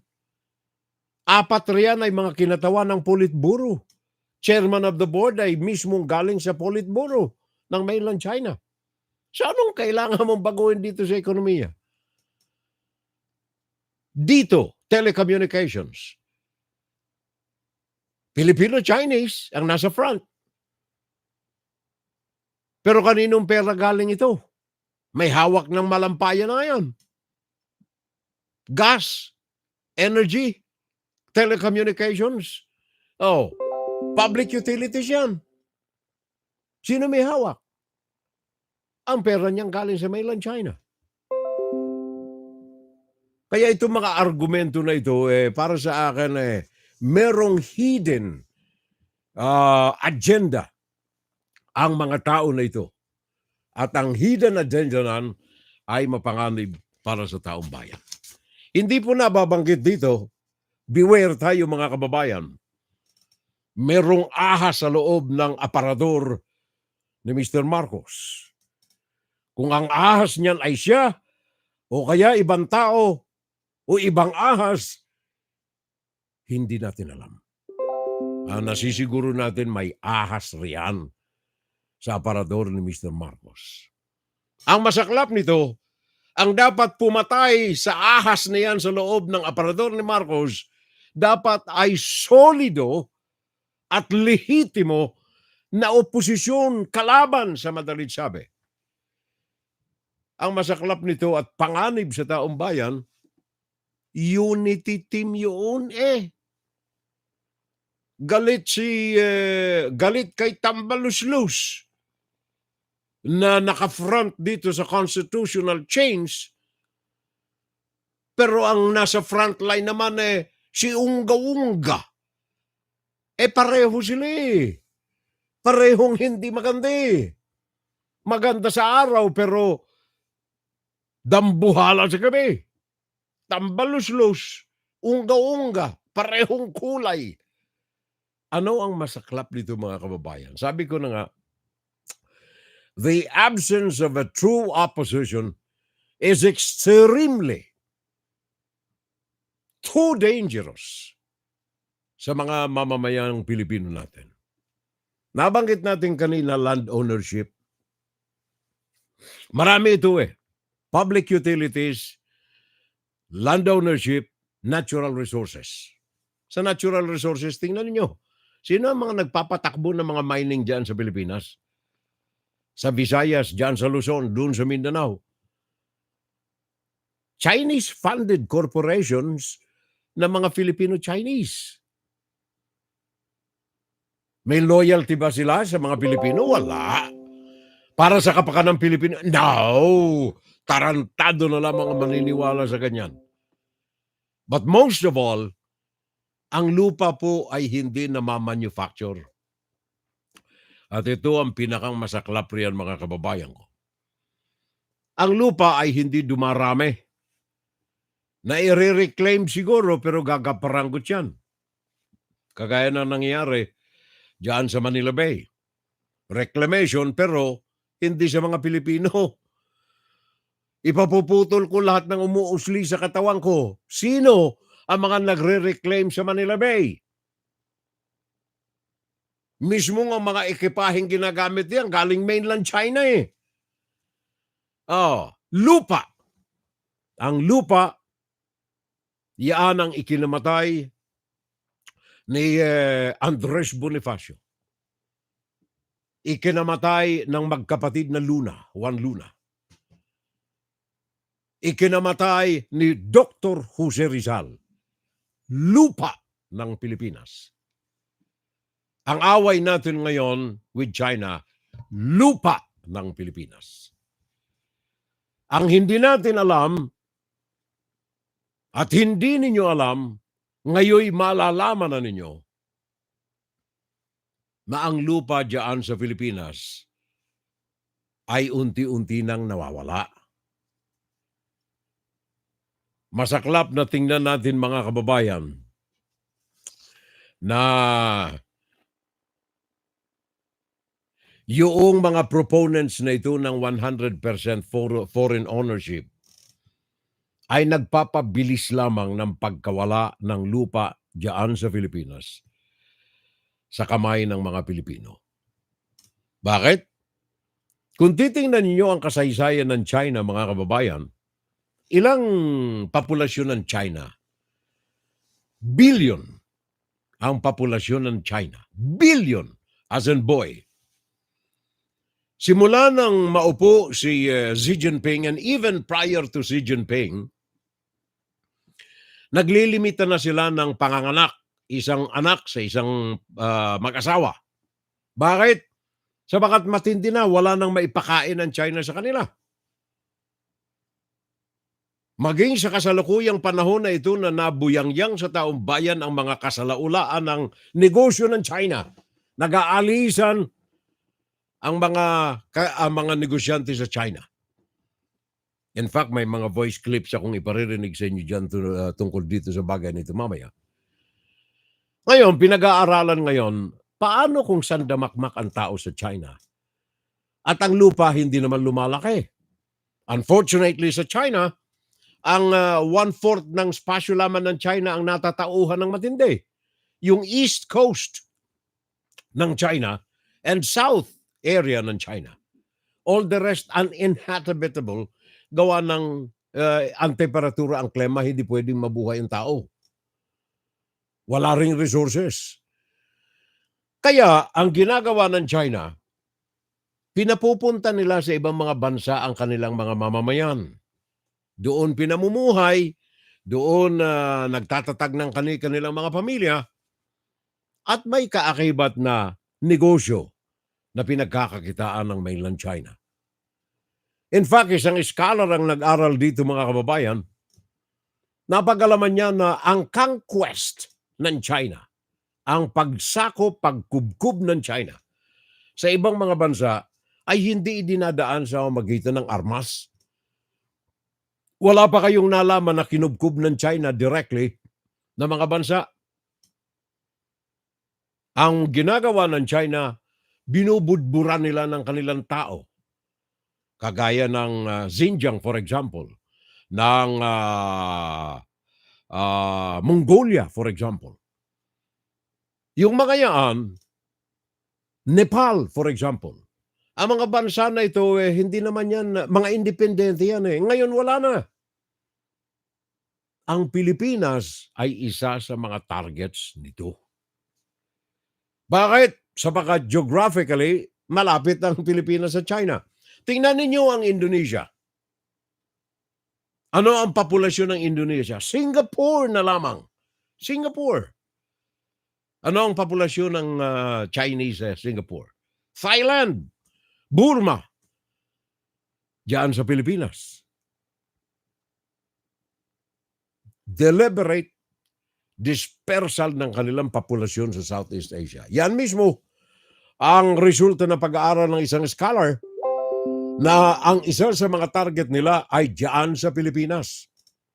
In fact, nitong 1990, 1990, diyan sa Pilipinas, Southeast Asia, 1990, ang China ay nakapagtanim ng halos 3 milyon na mga Chinese nitong 1990 up to 2000. Nakapagtanim ito ng mga Chinese diyan sa Indonesia at saka Malaysia. Kaya ngayon, great majority ng mga dayuhan diyan sa Indonesia at Malaysia, mga pure-blooded Chinese. Sa Singapore, lalong-lalo na, ayon ito dito sa pananaliksik nitong dalubhasa na ito, Singapore, 1990, Umabot ng 1 million in 2008. 1 million na mga Chinese nandoon. The largest and most visible ethnic migrant diyan sa Singapore. Now, wag na natin itong intindihin. Ang dami pa kasi, mahaba eh. Mahaba. Singapore, Indonesia, Malaysia, Thailand, Burma. Ang dami. Di ko na iisa-isahin ito mga kababayan. Dito tayo sa Pilipinas. Sa Pilipinas. Namayagpag ng husto sa 6 na taon ang mga incheck diyan sa Pilipinas. Sa napakaraming mga pamamaraan, ito ba ay in connivance with the administration of Rodrigo Duterte? Sabagat ito'y nangyari lahat sa panahon ng 6 na taon sa buhay ni Rodrigo Duterte bilang presidente. Tandaan ninyo, land is a limited commodity. Hindi po na-expand, hindi na mamanufacture ang lupa. Ngayon, isipin na lamang ninyo kung ito ay ibenta natin sa mga dayuhan. Saan natitira ang mga Pilipino? Kung titingnan ninyo ang YouTube natin, marami riyan ng mga tinatawag na charity vloggers. Ang pumupunta sa mga baryo-baryo, charity vloggers. Sinusundan ko yan. Sabi nga nila sa akin, tatang, lolo. Charity vloggers. Pupunta sa mga baryo. Anong mga nangyayari sa kanila? Nakatira sa mga barong-barong Pilipino, pure-blooded Filipino. Nakatira sa mga barong-barong, mga pinagtagpi-tagpi na mga yero, pinagtagpi-tagpi na mga karton. Sa mga probinsya yan, ha? Nagtatanim na mga kamuting kahoy, nagtatanim ng talong, nagtatanim ng kung anong mga gulay na makakain nila. Saan nakatirik ang kanilang mga barong-barong? Sa lupa. Sino may-ari? Madalas si Chuwang Pek. Sino to? Filipino-Chinese. Nabili na yung lupa namin sa mga ancestors namin Nakatira kami roon pero yan ay squatter. Ilang milyong istorya kasaysayan ng ganito na napapanood ninyo mga kababayan. Diyan lamang sa Metro Manila, ito'y kaakibat dito, ito pinag-uusapan natin ito, kaakibat ito ng panukalar rito na tahimik na nais ilusot dito sa constitutional change. Pagmamayari ng lupa ng mga dayuhan. Metro Manila. Tingnan ninyo ang mga condominium natin dyan sa Metro Manila, mga kababayan ko. Tingnan nyo maigi. Mga high-rise condominium sa Manila, Makati, Pasay, Caloocan, San Juan, Quezon City. Makikita ninyo, high-rise. Especially along Rojas Boulevard. Napakarami ng mga high-rise riyan. Tingnan ninyo ang occupancy ng mga ito. Sino mga may-ari ng mga condo riyan? Hindi mga Pilipino, kababayan. In fact, ang report na natanggap natin dito, Metro Manila. Ito'y galing sa property consulting firm Collier, Philippines. 2017 residential. Nakapagtayo ang mga condominium units dyan, 52,600 units. 2017. Ano ang occupancy nito? Manila was the preferred location for Chinese buyers as the Philippines capital accounted for 78.5%.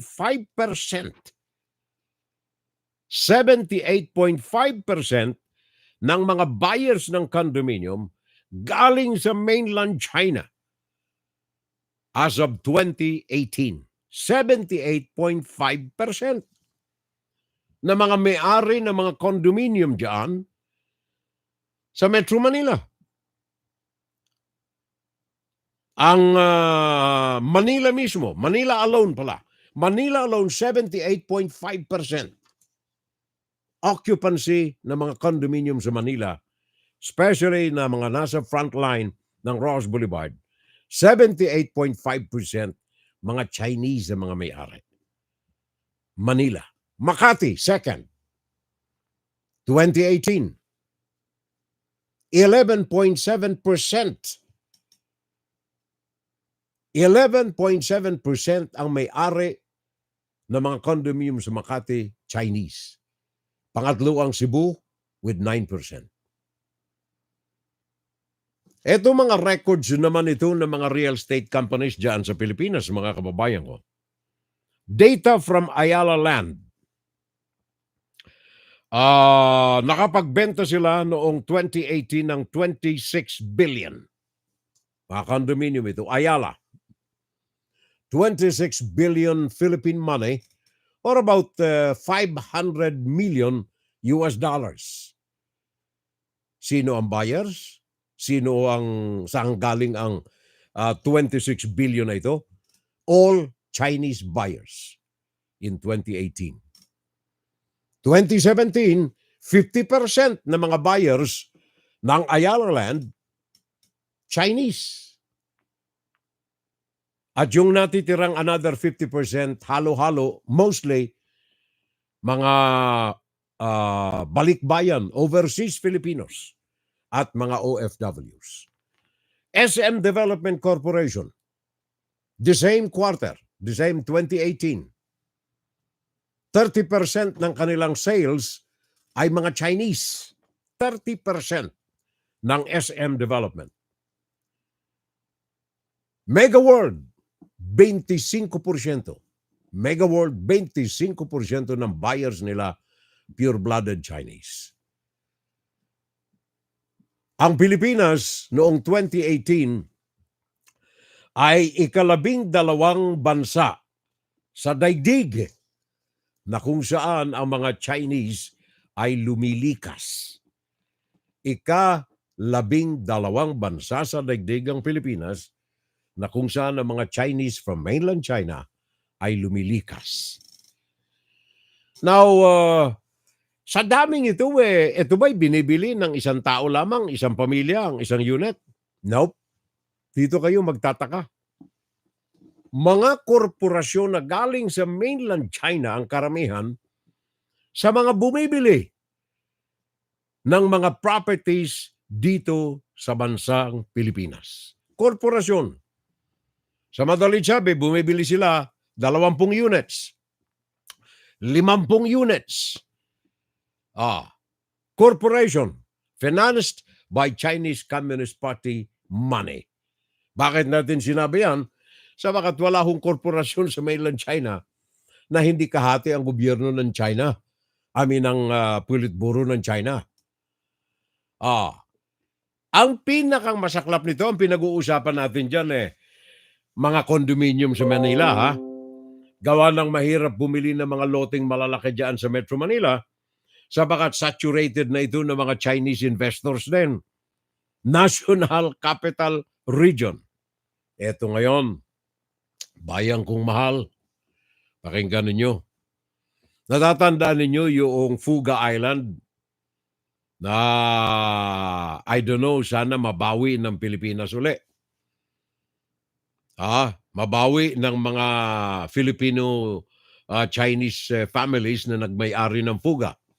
Sabagat ito ay one time ay inililis sa Chinese investor gagawing resort entertainment city, Fuga Island.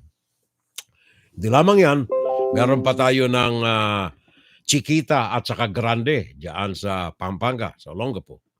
Chinese din ang investor. Eto ngayon mga kababayan ko. Naalala ninyo ang Palawan, nais nilang ihati ng 3 distrito ang Palawan? Naglagay pa ng plebisito para hati-hatiin ang Palawan. Ayon dito sa Pentagon, hindi lamang sa Pentagon kundi galing ito sa survey at analysis ng Eurasia Group. Eurasia Group. Ayon sa kanila, ang Palawan, kung walang intervention ang United States of America, ang Palawan in 2054 or 55, ay sakop na ng China. Galing yan sa Eurasia, hindi yan galing sa akin. Analysis ng Eurasia, specializing in political risks, forecasting and management group. Palawan, kung walang intervention ng Amerika, magigising ang mga Pilipino 25 years from now na ito ay probinsya na ng China. Naalala ninyo yung sinabi ko the other broadcast natin? Noong Setyembre, yung governor ng Fujian province ng mainland China, pagkatapos na magpalabas ang Politburo ng utos ng unification ng mga islands ng Taiwan na malapit sa mainland China, sa magitan ng pagbukas ng mga pintuan ng mainland China sa mga mamamayan ng Taiwan doon sa mga islands na yon, closer to the mainland island of China. Pumunta yung, yan ay sa ilalim ng Fujian province yun. Yung governor nito, pumunta sa Davao. Nakipagkita kay Rodrigo Duterte, nakipagkita kay Sara Duterte, at nakipagkita sa mayor ng Davao City. On that same day, on that same month, September of 2023, pumunta ang alkalde ng Davao na Mr. Duterte sa Palawan kasama ang delegasyon ng China. Bakit? Nais nilang mamili ng lupa sa Palawan. Ano ang mga target ng China? Ito ay research study rin ito sa ginagawa ngayon na planning ng China. Isipin ninyo, meron silang 7 military bases diyan sa mga atolls sa West Philippine Sea. Dahilan sa salami style, hindi nalaman ng Pilipinas, sabi nila daungan lang ito ng mga barko na in distress kapag may bagyo. Ngayon, nang magising ang mga Pilipino, military bases. Yun ang mangyayari riyan sa Palawan kung ang Pilipinas ay pikit mata na tatangkilik sa mga retorika, mga pahayag ni Rodrigo Duterte at pamilya. Palawan. Ano ang mga nasa target ng Palawan? Ito'y hindi military invasion, kundi economic control and eventually ownership ng Palawan. Ano ang target nila? Real estate project sa Coron, sa Culyon, sa Linapacan, sa Taytay, San Vicente, Port Barton, Puerta Princesa, Quezon, Nara, Sofronia, Española, Irarat, and especially El Nido. Nakita ba ninyo kung sino mga may-ari na mga resorts diyan sa mga nabanggit kong lugar sa Palawan? At least napag-isipan ba nating i-research sino-sino mga may-ari ng mga malalaki, international standard na mga resorts diyan sa Palawan? Have you ever tried doing some research? Sino ang mga buyers? Hindi lamang nakalis. Ang iba riyan, dahilan sa 60-40, may mga dami na mga Filipino-Chinese or Filipino individuals na handa na ibenta ang kanilang kaluluwa sa China. Remember na lupa, again and again and again, uulit-ulitin natin, limited commodity ang lupa. Hindi po natin na ma-manufacture yan na yung isa, pwede natin gawing 2, 3, 4, 5. Palawan, number 1 target initially ng mainland China. Sa reports na nakuha natin dito from Eurasia, ang mga investors ng mainland China frantically buying lands in Palawan, especially in El Nido. Yan ay quote mismo ng report nila. Malapit ito sa Pag-asa Islands, mga atolls ng China. Ayon sa kanila, a major target for unlawful occupation. Sabi pa nga ng report nila, if the last 6 years under Rodrigo Duterte continued, there should have been an annexation of Palawan Island to the rest of the neighboring Spratly Islands occupied by Chinese Communist Party. Mandakin mo yan? Ha? Kung mananatili at tuloy-tuloy daw yung pamamalakad ni Rodrigo Duterte nitong nakalipas na 6 na taon without mentioning directly the president, kung tuloy-tuloy ang relasyon ng China sa Pilipinas nitong nakalipas na 6 na taon, ang Pilipinas in 2058 ay magiging bahagi na, ang Palawan I should say, magiging bahagi na ng mga isla sa neighboring Spratly Island. Managed na ito, controlled province ng Chinese Communist Party ng mainland China. Masama ito, pero yun ang totoo. Tingnan na lamang ninyo, let me mention one. Hindi ko sinasabing komunista ito. Hindi ko sinasabi. Pero dito lamang sa management ng Megaworld, ito ay may-ari nito ay ang bilyonaryo na si Andrew Tan. Megaworld. Ang investment ito sa Pilipinas umaabot ng $797 million. At ito'y, tingnan ninyo ang China, ha? Ito ang mga termino ng China. Saan mang sa daigdig, kapag sila ay may mga dinedevelop investments nila, ang mga pangalan nito, mga unique ecotourism, o kaya Dragon Park, o kaya yung mga ganyang terminology, which is easily associated sa Chinese Communist Party. Hindi ko sinasabi na komunista ito, si Mr. Andrew Tan, na may-ari ng Megaworld. Pero kung titingnan ninyo ang kanyang biodata, nakalagay doon, Andrew Tan, originally an immigrant from China and a supporter of the Chinese Communist Party. Tan was born in Quanzhou, Fujian Province. Mismong biodata niya ito, ha? Supporter of Chinese Communist Party.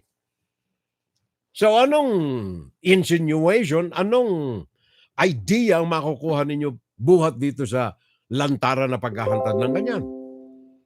And to think Andrew Tan is the owner of Megaworld.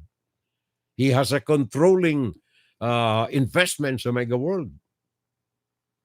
Ilan ang mga ganito na hindi nababanggit na sila ay mga supporter of the Chinese Communist Party, pero in reality, ang pera nila galing dito. At ang investment na andyan sa Pilipinas. In fact, sabi ko na nga kanina, kasama yung alkaldeng Duterte ng Davao City, nung nakalipas na September, pumunta sila riyan sa Palawan. September, bumisita sa Puerto Princesa. Ano ang sadya? Exploration ng business and land acquisition opportunities. Ang mga ito ay kasama mismo ang anak ng presidente, mayor ng Davao City, si Baste. Iginala sa Palawan. Ito ang mga lupa na mga posibleng mabili. Kasama ang gobernador mismo ng Fujian Province of China, na kung saan doon din pinanganak itong may-ari ng Megaworld. Fujian Province. Diyan po mga kababayan, I don't know kung anong ginagawa ng mga alkalde natin riyan. Sino ba yung alkalde riyan? Mayor Lucilo Bayron. Sinamahan pa itong delegation na ito ng China sa inspection kung aling mga lupa ang pwedeng bilhin. Diyan sa Palawan. Di natin sinasabi na bias tayo sa laban sa China. Sabagat kung akong tatanungin, kung Amerikanong bibili riyan, it's okay sa akin eh. Bakit? Sabagat at least walang sikretong maitatago dito sa Amerika eh.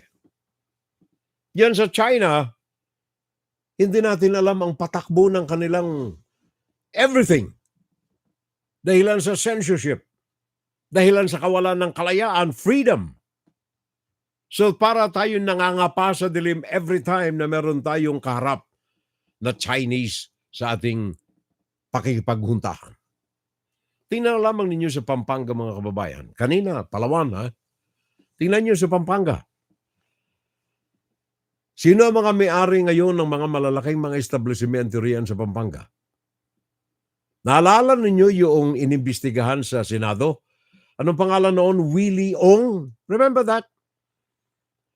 Ito lamang nakalipas na ilang linggo, bagaman hindi lumalantad, hindi lumalabas si Willie Ong, pero napag-alaman na itong si Willie Ong ay Chinese. Ba? Maaring hindi, maaring fake ang pangalan, pero ito'y nakabili ng sandamakmak na mga properties diyan sa Pampanga. May-ari raw ito ng Empire. Yun ang mga katagan ng Chinese. Ha? Empire, Dragon, Magic City, mga ganyan. Yun ang mga termino na ginagamit ng mainland China sa kanilang mga acquisitions. 999 Realty Corporation daw ang pag-aari nitong si Mr. Ong. Bakit naging kontrobersya? Sabagat ito'y nakabili ng mga lupa riyan sa Pampanga. Sayang wala na tayong oras eh. Cagayan, Mayor Bamba. Buti na lamang may mga military bases ng Amerika riyan. Kung hindi, baka bukas makalawa, magising na lamang tayo na kontrolado na ng China ang Cagayan. Bakit? Sabagat highly involved ang gobyerno ng Cagayan under Mr. Mamba sa operasyon ng China diyan sa Cagayan. Yung mga smart city nila, yun ang mga termino ng China. Smart city, Dragon City, etc., etc. Mga kung ano-ano pa. Industrial parks, yun ang mga termino ng China. Tandaan ninyo yung mga yan. Mga empire, yun. Kapag nasa salungat ninyo o nasa sagupan ninyo ang termino na yan, expect na may dugo ng China yung operasyon na yan. Mga kababayan ko, pinag-uusapan natin ngayon ay ang saligang batas. Sabi ko na nga kanina, hindi ako masyadong nagbigay ng matindi pagtalakay sa bagay na yan sabagat ginahasa na ng usto ng media, ng social media ang issue. Alam na ninyo ang black and white. Ang hindi ninyo alam, yung mga nakatago, hidden aspects, mga hidden treasures sa likod ng panukala na ito na isinusulong, sabi ni Sara Duterte, ni Tambaloslos na alaga daw sa loob ng aparador ni BBM. Inside, Guro-Guro, Opinion, and Saturday Live. Well, ang nakakaligtaan na banggitin ni Sara, yung partner ni Tambaloslos si Unga-Unga. Yan ay mga legend, mga anong tawag niyan, mga paniwala na mga matatanda namin sa Bicol at saka sa Visaya. Unga-Unga, Tambaloslos. Yun ang hindi nababanggit ni Sara. Kaya ngayon na meron tayong issue rito sa nababanaagan nating gulo dito sa constitutional change na ito, malungkot tayo pag naalala natin na wala tayong masasandalan sabagat ang tunay na oposisyon ay wala. Sabi ni paring Kik Mendoza, konstitusyon sila ng konstitusyon. Sandali ha. Ano ito? Palakpak po more sa 100 piso, sabi ni paring June Di Valencia. Meron pa ba sa unahan? Si Bbm'S Innocence. Sandali ha. Unahin ko muna itong mga nauna.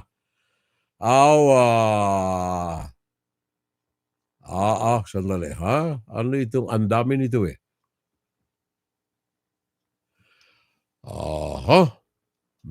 Ang haba na pala nito eh. Sandali. Unahin ko itong kay Bbm'S. Ano itong SD? Hindi ko maintindihan. BBM only paying political favors. Nabasa ko na ito. May move ngayon ang DepEd upang matutukan ang mga non-readers. Nabasa ko na rin, pare ko. Tama, SD was. Sinong SD, pare ko? Sara Duterte. Okay, tama. Sara Duterte was, is, and will be dangerous for all Pinoys and Pinays all over the world, sabi ni Bbm'S Inocencio. Okay? And then, pagtulungan nating itaguyod at itaas ang mindset ng mga Filipino people sa buong mundo. How I would have a grassroots all A1-driven global phases, fully automated computer-engineered system. Negosyong pangmasa, makapagbigay ng pag-asa sa mga lahat ng Pinoy at Pinay sa mundo para hindi na umalis sa bayan. No more brain drain. Instead, I reverse brain drain. Maring Bbm'S Inocencio, gusto ko munang makita kung ano itong plano mo na ito, bago natin bigyan ng endorsement. Palakpak pa more. Sa 100 piso, sabi ni paring June Di Valencia, Mayor Salceda. Is that the same as Governor Salceda? I don't know, may governor ba tayo? Meron tayong congressman at saka mayor. Yes, mayor. Constitution sila ng constitution, hindi pa nga nila na ilalabas yung telco lag. Ang gagaling na magmanipula sa taong bayan, panawagan sa mga kakamping, vloggers, na buhayin niyo uli ang telco lag issue. Okay? Sabi ni paring Kik Mendoza. Pare Koy, ang aking kumparing tunay, Ed Tolosa, ang aming city assessor dito. Sabi ni paring Ed, Chacha, it is a ridiculous. For nobody has read, tama ito. Nobody has read the current constitution and now telling me to change it. Why does the constitution adapt to the powers that be and not vice versa? Tama ito eh. Alam mo sabi ko na nga kanina, papuputol ko mga umuusili sa katawan ko. Kung ang mga senador na ito, mga congressmen na ito na nagsusulong ng saligang batas riyan, ay nabasa, analyzed, and evaluated the current 1987 Constitution. Mr. Chairman, Robin Padilla, magaling ito. The only non-lawyer na namuno ng komitiba ng pagbabago ng saligang batas. May alam ka ba diyan sa saligang batas? Tahimik ka, pare ko, ya. Sa bagay, no talk, no mistake, sabi ni Magsaysay. And of course, the same sa inyong ibang mga congressmen riyan. Nabasa ba ninyo ang saligang batas na gusto ninyong lamutakin? Di ba yan ang rektong author ng VAT? Yes. Tama ka, Maring Mir. Si Ralph Recto, author ng value-added tax. Mabangis sa pera si Sara, tulad ng kanyang ama, sabi ni Maring Mirna. Sino kaya naman sa kanila ni BBM ang halimaw? Is this the government of pera pera Constitution, kaya sila ay atat na atat. Wake up call sa mga bubong butante. Maawa naman po kayo sa kalagayan ng bansa, sabi ni Maring Mirna Guillermo. 95% Lau Ching-te, candidate from the ruling Democratic Progressive Party, which champions autonomy from China. Yes, Mr. Jeffrey. Kanina sa bungad natin, binati na natin ang bagong halal na pinuno ng Taiwan. Kabayo, pare ko, Junjun Maing, good morning. Nakatira sa mga barong-barong tapos ay kinakain ng araw-araw ng hindi masustansya. Katulad ng noodles, sardinas, araw-araw. Kikiam at fishball. Kaya karamihan sa mga bata, mga payat at sakitin. Nagkakasakit, hindi maipagamot ng magulang dahilan sa walang pera. Ang mga magulang nito, walang maayos na trabaho. Yan ang bunga ng bulok na pamamahala sa Pilipinas. You're correct, pare ko. 100% sasabihin ko yan sa iyo. Tama ka riyan. Wala sa saligang batas, nasa tao na nagpapatupad ng saligang batas ang malaking problema natin diyan sa bansa. Dapat pala ay mag-aral ang mga kabataan ng Palawan, ng Mandarino kaya Cantonese. 25 years from now, there was a forecast that Palawan will be part of China. Pare ko, pag-aaral yan, ha? At yung mga nag-aaral na yan, mga talagang malawak ang kanilang kaalaman, specialized training ang kanilang dinaanan bago makapagbuo ng mga conclusion sa anumang mga pinag-aaralan at nilalantad nila. Sabi ni paring Junjun Ming Kabayo, traidor talaga itong pamilya ng mga Duterte yan.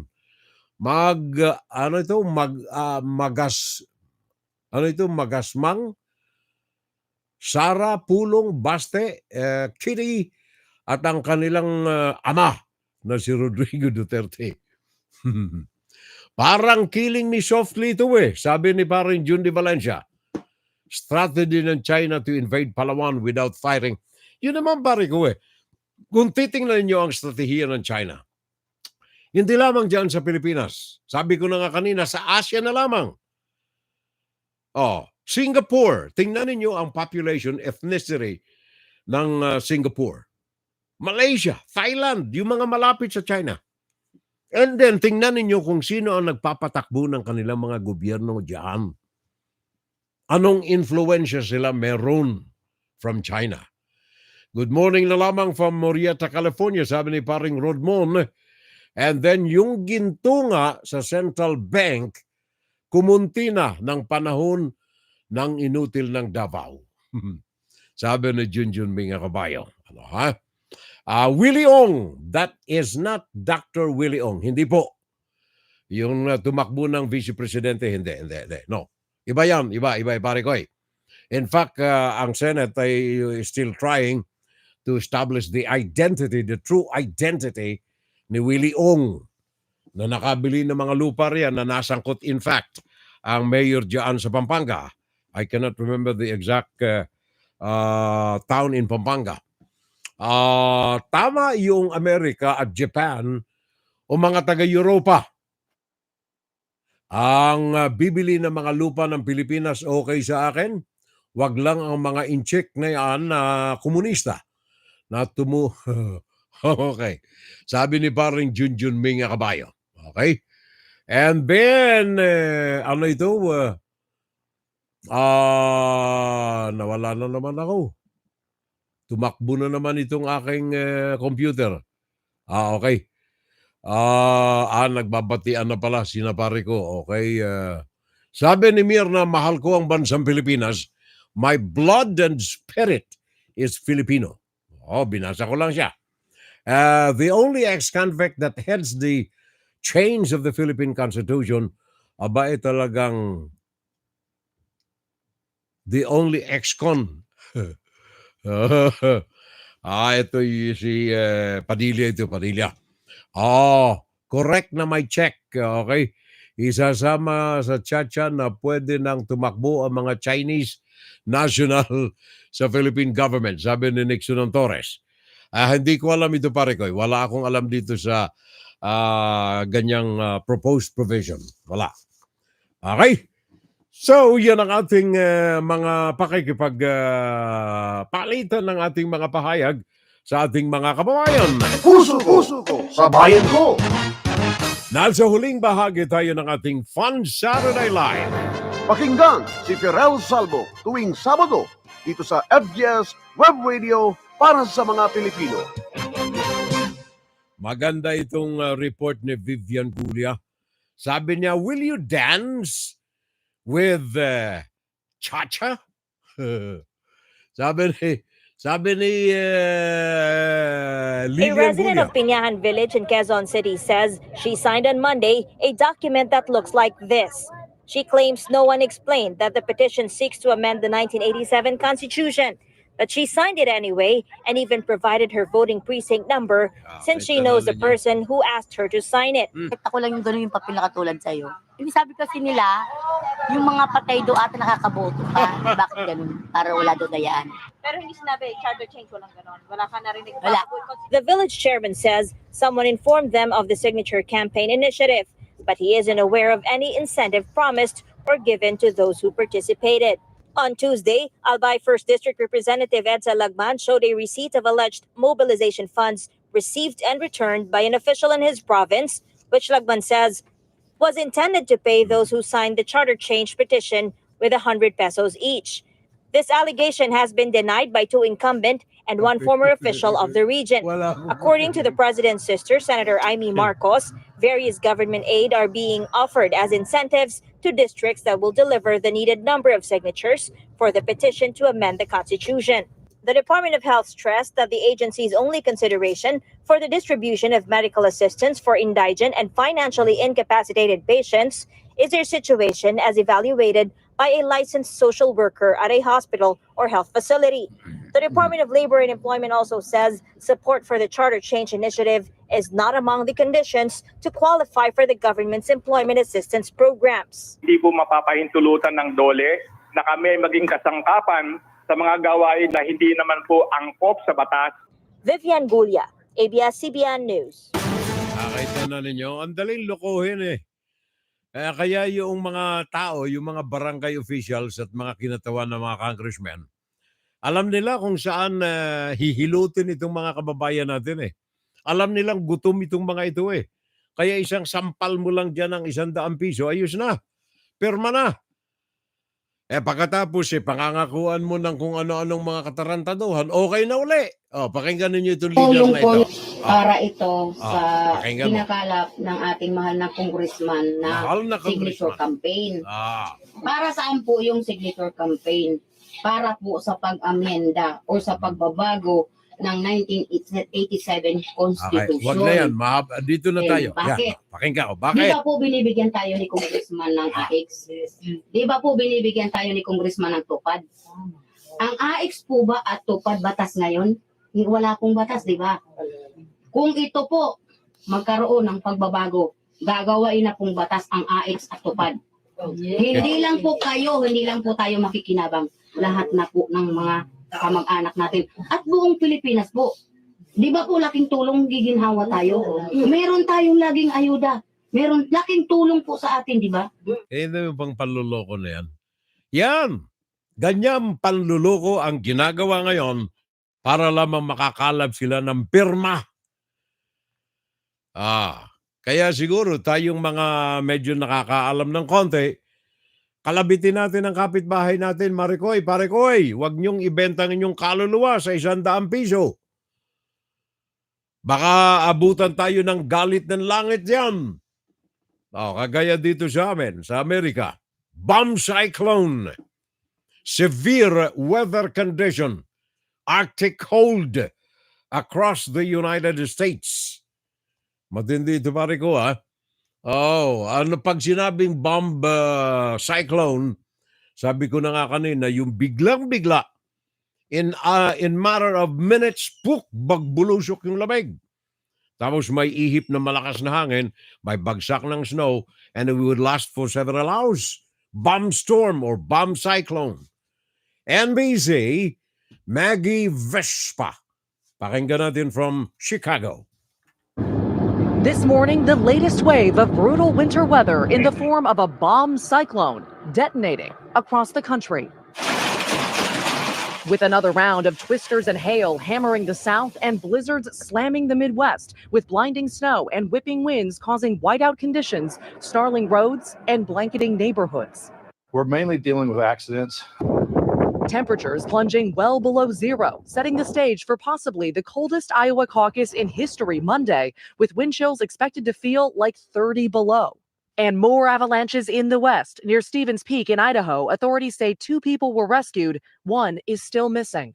And a second avalanche in Lake Tahoe after one Wednesday killed 1 person and buried 3 others, including Jason Parker. Rescuers seen here digging for Parker, who was trapped under close to 4 feet of snow. They found him after 8 minutes. I started yelling, "Help, help," as much as I could. It was surreal. In the Northeast, another round of torrential rain set to worsen ongoing flooding. Rivers in New Jersey still rising from the last round of severe weather earlier this week. Hard-hit communities nationwide preparing for more blows as Mother Nature shows no sign of letting up. Yeah, that avalanche interview is going to stick with me for a while. Back here in Chicago, obviously this is a city, this is a population used to intense winters. Like, people here are used to conditions like this, but this bomb cyclone and this weekend, frankly, is set to be so intense that officials are pleading with people to just this morning adjust or flat out cancel their morning commutes if they can, just work from home, knowing that, again, the other differentiating factor of this storm is that brutal cold. Lows overnight here in the Chicagoland area are expected, Craig, to hover below zero well into the middle of next week. Thank you. Maraming salamat. NBC's Maggie Vespa. Yan ay dyan sa Chicago. Maring Mirna, alam kong lilipad ka punta ng Chicago. Medyo pag-isipan mo muna. Gawa ng inaabot sila ng bomb cyclone. Ito sabi ko na nga kanina, rapid intensification ng temperature drop. Matakay mo, biglang lalamig pagkatapos may malakas na hangin, may malakas na buhos ng snow. At yan ay tatagal ng oras. Yan ang bomb cyclone na ngayon ay hindi lamang dyan sa Chicago, kundi maging sa mga kalapit na mga estado kagaya ng Iowa. Meron tayong report dito, sabi rito sa natanggap nating ulat, life-threatening blizzard na nangungulapol ngayon sa ilang mga areas sa Iowa. Calamitous cocktail of vicious wind, extreme snowfall, dangerous thunderstorms, and potentially lethal cold is taking aim across the country, and perilous conditions in many areas, threatening power outages in freezing temperatures. Binabasa ko itong press release ng ating pamahalaan ng Iowa. More than 70 million people are under winter weather alert today, Saturday, and starting Friday, kahapon ito. From California to New York City, power winter storm is set to wallop eastern half of the United States. Life-threatening blizzard condition. Yun ang termino na ginagamit nila. Ayaw nating manakot, pero yun ang terminong ginagamit. Pakinggan natin itong report. Sandali, from Iowa. Yeah, we're looking at temperatures not breaking 0 degrees on caucus day. Today, we have blizzard conditions out there. You know, there were a couple events scheduled for today, not happening. Look at the orange warning there. You've got 4 to 8 inches of snow plus 45-mile-per-hour gusts that's blowing around, snow, dropping visibility, making things very dangerous. You can see there on the radar right now where we have some heavy snow in Des Moines. That wind chill right now is 4 degrees, relatively warm compared to where we're going. You've got those wind chills already at 20 degrees below zero in Northwest Northwest Iowa. That's because we have Arctic air that's going to spill into the upper Midwest, and that's going to really take these wind chills to dangerous levels. We're talking wind chills as cold as minus 45 going into Monday. You can get frostbite in 10 minutes or less with conditions like that. We're talking life-threatening, dangerous, and near record cold. Wind chills, again, continuing to stay very chilly. Here's a look at the past caucus temperatures, 30s, 40s. 2004, we hit 16 degrees. But as we go and look ahead towards Monday, we're looking at that high temperature, making it to minus four, the highest temperature of the day. So any events in the morning will be well below zero. Again, factor in the wind chill, much colder than that. These are forecast high temperatures across the state of Iowa on Monday. Temperatures again 5 to 10 degrees below zero as we go through Monday. Factor in the wind chill. Look at this. You're looking at these wind chill values at 30 to 40 degrees below zero. So incredibly cold. Looking at wind chills happening or frostbite happening in minutes. So very dangerous. Very dangerous. Yan Iowa ang report niya nang galing. Kaya ingat na lamang tayo riyan mga kapitbahay from San Francisco, cross-country hanggang dito sa New York. Ang buong linggo na ito ay makukulapulan ng pangamba at panganib para sa mga kababayan nating mga Pinoy. Say something kayo po mga naan dyan sa YouTube. Congratulations to myself. Sa pag-alalay ng ating mga kaibigan riyan sa YouTube, maraming salamat po. Kay Maring Mir, isipin mo maigi yung balak mong biyahe sa Chicago.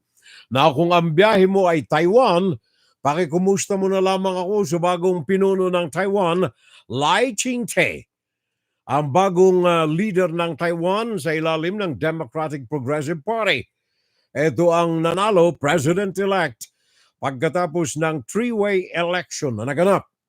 Ibinasura ng mga Taiwanese ang kinatawa ng mainland China. Kaya ang mainland China ay kaagad-agad nagpadala ng pananakot sa Taiwan. Sabi nila, gusto ninyo makigera sa amin? Gigerahin namin kayo. Lai Ching-te, bagong presidente ng Taiwan. Ngayon, yung China, ito ang ayaw ko sa China eh. Ito kaya ako'y nagkakandalaiti. Kapag ang mga bumibili ng mga property sa Pilipinas ay Chinese, gawa ng hindi natin alam ang kanilang mga ginagawa, ay iba ang palakad ng China, ng democratic government sa communist system of government. Sa komunista, isa lamang ang tao riyan na nagkukumpas ng baton. Pag sinabi ng taong yan, tahimik kayo lahat. Kaya maging yung hanabuhay sa China, hindi alam ng mga mamamayan mismo ng China. Kagaya nitong report na natanggap natin. Xun'an Station. Alam niyo kung anong ang Xun'an Station? Ito ay naandyan yan sa Hebei Province. Pinakang malaki, pinakang moderno na train terminal or station sa buong daigdig na, pinakamalaki. Itong Xun'an Station, train station. Nagkukonekta ito sa lahat ng mga major cities sa mainland China. Ang hindi alam ng taong bayan at walang nakapupunta roon na mga foreign journalists na ang Xun'an Station ay ghost town. Ghost town. 6 na taon nang may operasyon ito. Nang sumiklab yung Wuhan coronavirus, natigil ang operasyon. Walang sumasakay. Tapos na yung Wuhan coronavirus 2023, dapat balik na ang sigla ng taong bayan. Wala. Ghost town ang pinakang malaking train station ng China up to now.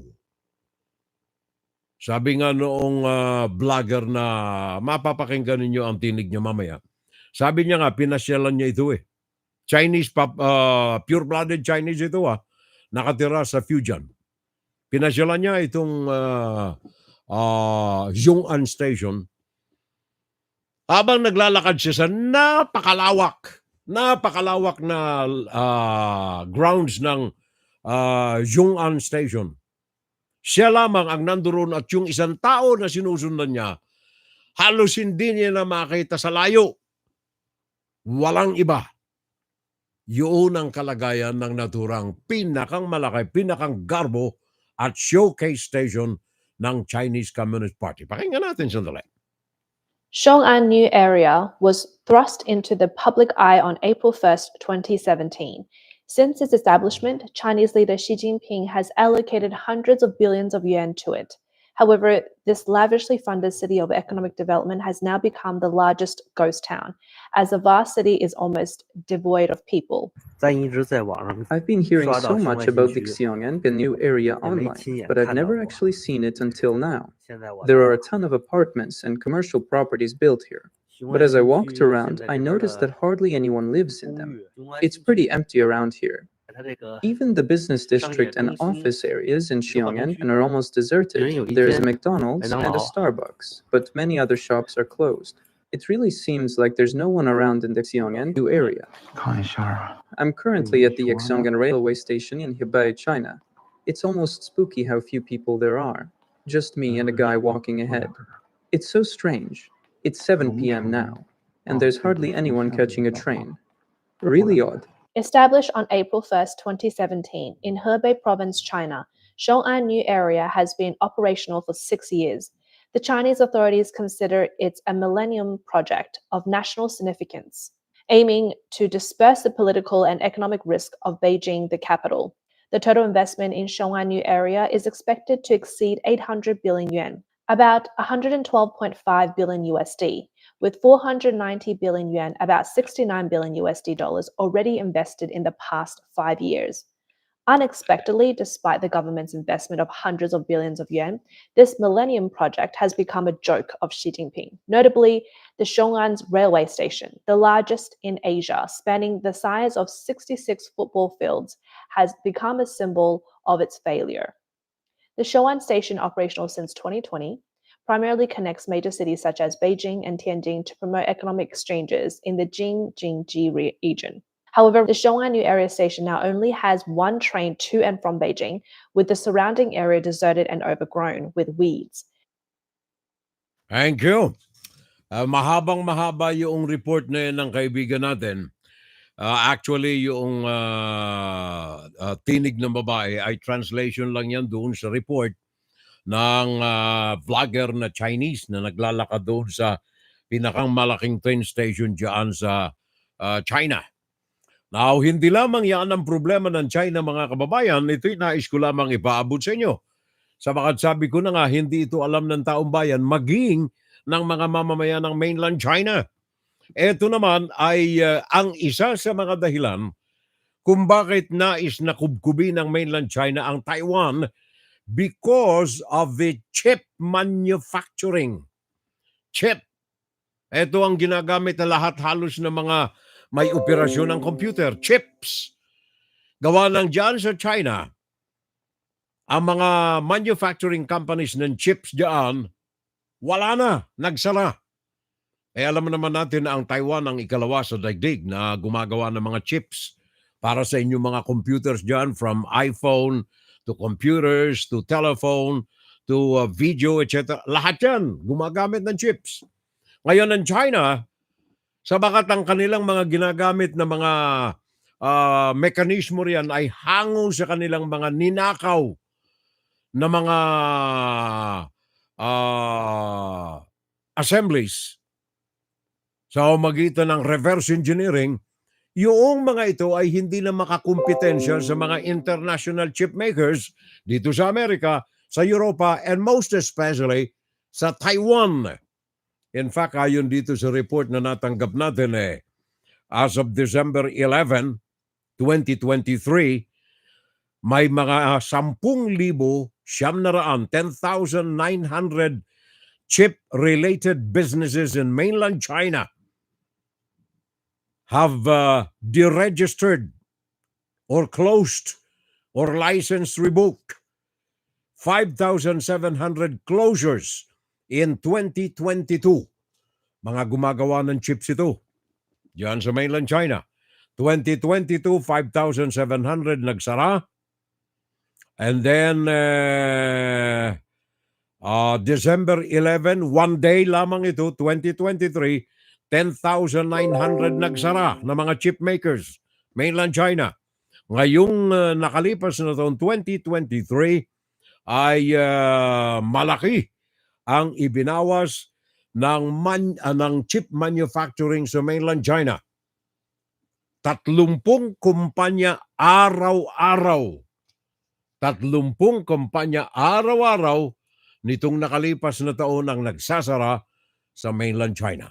Chinese chip enterprises are experiencing an unprecedented wave of closures. As of December 11, 2023, approximately 10,900 chip-related businesses in China have been deregistered or had their licenses revoked, with over 5,700 closures occurring in 2022 alone. The year 2023 has seen a sharp increase in the number of Chinese chip company closures, averaging about 30 closures per day. This phenomenon has garnered significant attention to China's chip industry. Media reports indicate that since 2019, over 22,000 chip enterprises in China have been deregistered or revoked, with 2023 marking a historical peak in closures. Analysts suggest that the intensifying competition in chip design, semiconductor manufacturing, and wafer fabrication equipment sectors is leading to fiercer market competition in China. Globally, the chip industry is undergoing a downturn, influenced by factors such as U.S. interest rate hikes, a decline in the consumer electronics market, decoupling, and overall industry downturn. The World Semiconductor Trade Statistics forecast that the global semiconductor market size will reach $520 billion in 2023, a 9.4% decrease year over year, indicating significant challenges and a potentially slow recovery for the global chip industry. Wei Xiaojun, a professor at Tsinghua University and head of integrated circuit design at the China Semiconductor Industry Association, stated that most Chinese chip design companies are expected to suffer widespread losses in 2023. The industry is facing severe inventory backlogs and market saturation, with diminishing competitiveness and inevitable losses over time. Thank you. Maraming salamat. Sandali lang mga Mariko, ha? Meron lamang ako ritong mga napansin na hindi ko nabanggit kanina. Elizabeth Loreto Lastiere. Pare ko ay, I apologize. Ngayon ko lang nakita yung pangalan. Loreto Lastiere. Jacqueline Formalejo Regidor, Raul Villanada. Aring Raul, andyan ka pala. Tahimik ka kasi Tahimik na tahimik. Ang pare natin, Raul Villanada. Pare ko, thank you for the company. And then Edgardo Lopez. Thank you, Ed. Maraming salamat. At saka kay Nina Rakid. Nina Rakid. Thank you. Mga silent audience natin na mga ito. Edgardo Lopez, Nina Rakid, Atenena, Mindalao. Hi, Minda. Happy watching. Minda Lau. Thank you. At saka JP Goroy. Paring JP, thank you very much. Salamat. JP Goroy, thanks for the audience. And then Felicissima Gapak. Cora Enver, thank you. Chato Ponce, thank you very much, Chat. Maraming salamat. Cora Enver, Chato Ponce,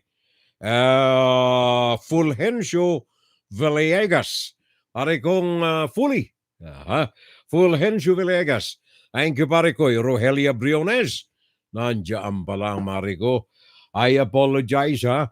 Ngayon ko lamang nakita itong mga pangalan. Fulgencio, Rogelia Briones, Fulgencio Villegas. And then Nixon and Torres. Meron pa ba? Elizabeth Roberto. Hi, Beth. Welcome sa ating FSL. Sana laging kaagapay natin siya. Si Elizabeth Roberto. And then Bernardo Mendiola y Edna Lagim. Okay, Bernardo Mendiola y Edna Lagim. Maraming salamat, pare ko. Nanding, Bernardo Mendiola. Salamat na lamang. At saka kay paring Ed, Salvo R. Sino itong Salvo R? Thank you. Maraming salamat. Salvo R. And then si NG Fajardo Ocampo. Thank you. Marami akong nakaligtaan. NG Fajardo Ocampo, Akabayo parang Junjun Meng. And then Ramon Sibal. Thank you, Mon. Maraming salamat. Ugaliin natin ang makaagapay tayo ng tuwing linggo. Lorna Gomez also. Thank you, Lorna. Maraming salamat. Salamat. At saka kay Jimmy Alcano, pare ko. Thank you. Daisy Dionisio. Ba? Marami akong mga bagong pangalan dito. Marikoy, thank you, Daisy Dionisio. Mga Dionisio, parang it rings a bell, yung apelyido. Mga Dionisio, mga napangasawa ng aking mga pamangkin dyan sa Pampanga. Mga Dionisio, Daisy Dionisio. Happy watching na lamang. Maraming salamat. Ano? Ano ito? Boy Akmo Labrador Jr. Happy watching din sa iyo riyan. Maraming salamat. Boy Akmo Labrador Jr. And then paring Nantitudio. Thank you, pare Koy. Maraming salamat at sa lahat ng mga may kaarawan sa inyo riyan. Happy birthday!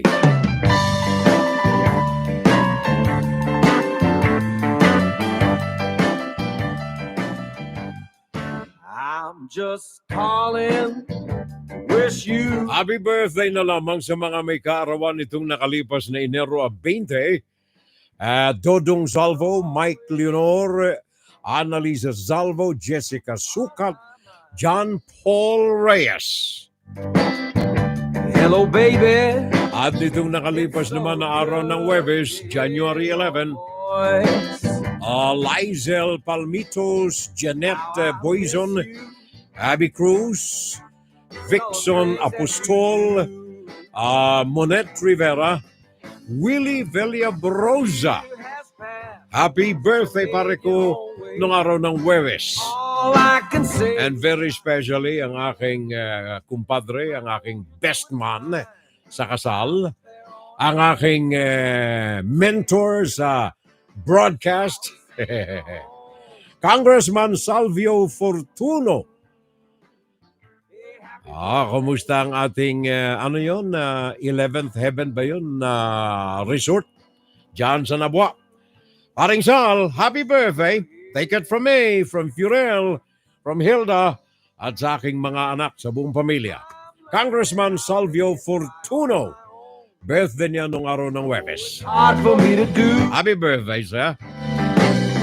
Friday kahapon, Renato Alcantara, Perla Mercado, Jenny Amor, Romy Salvo, Jean Chua, Erning Sanchez, Ana Alvarez, Victorina Mariano, Jose Balista Velarde, Junior II, Elmer Dunca, classmate namin ni Mrs. Elmer Dunca, Felix Araya Cebuano, Jeffrey Salvo, Rona Fornoles Trafananco.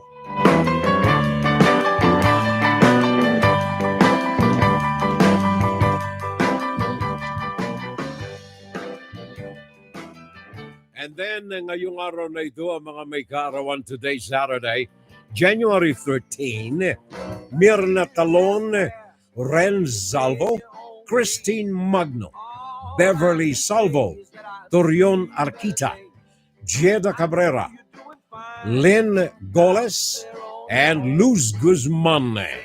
You left, this house ain't a home. Happy birthday sa mga may kaarawan today.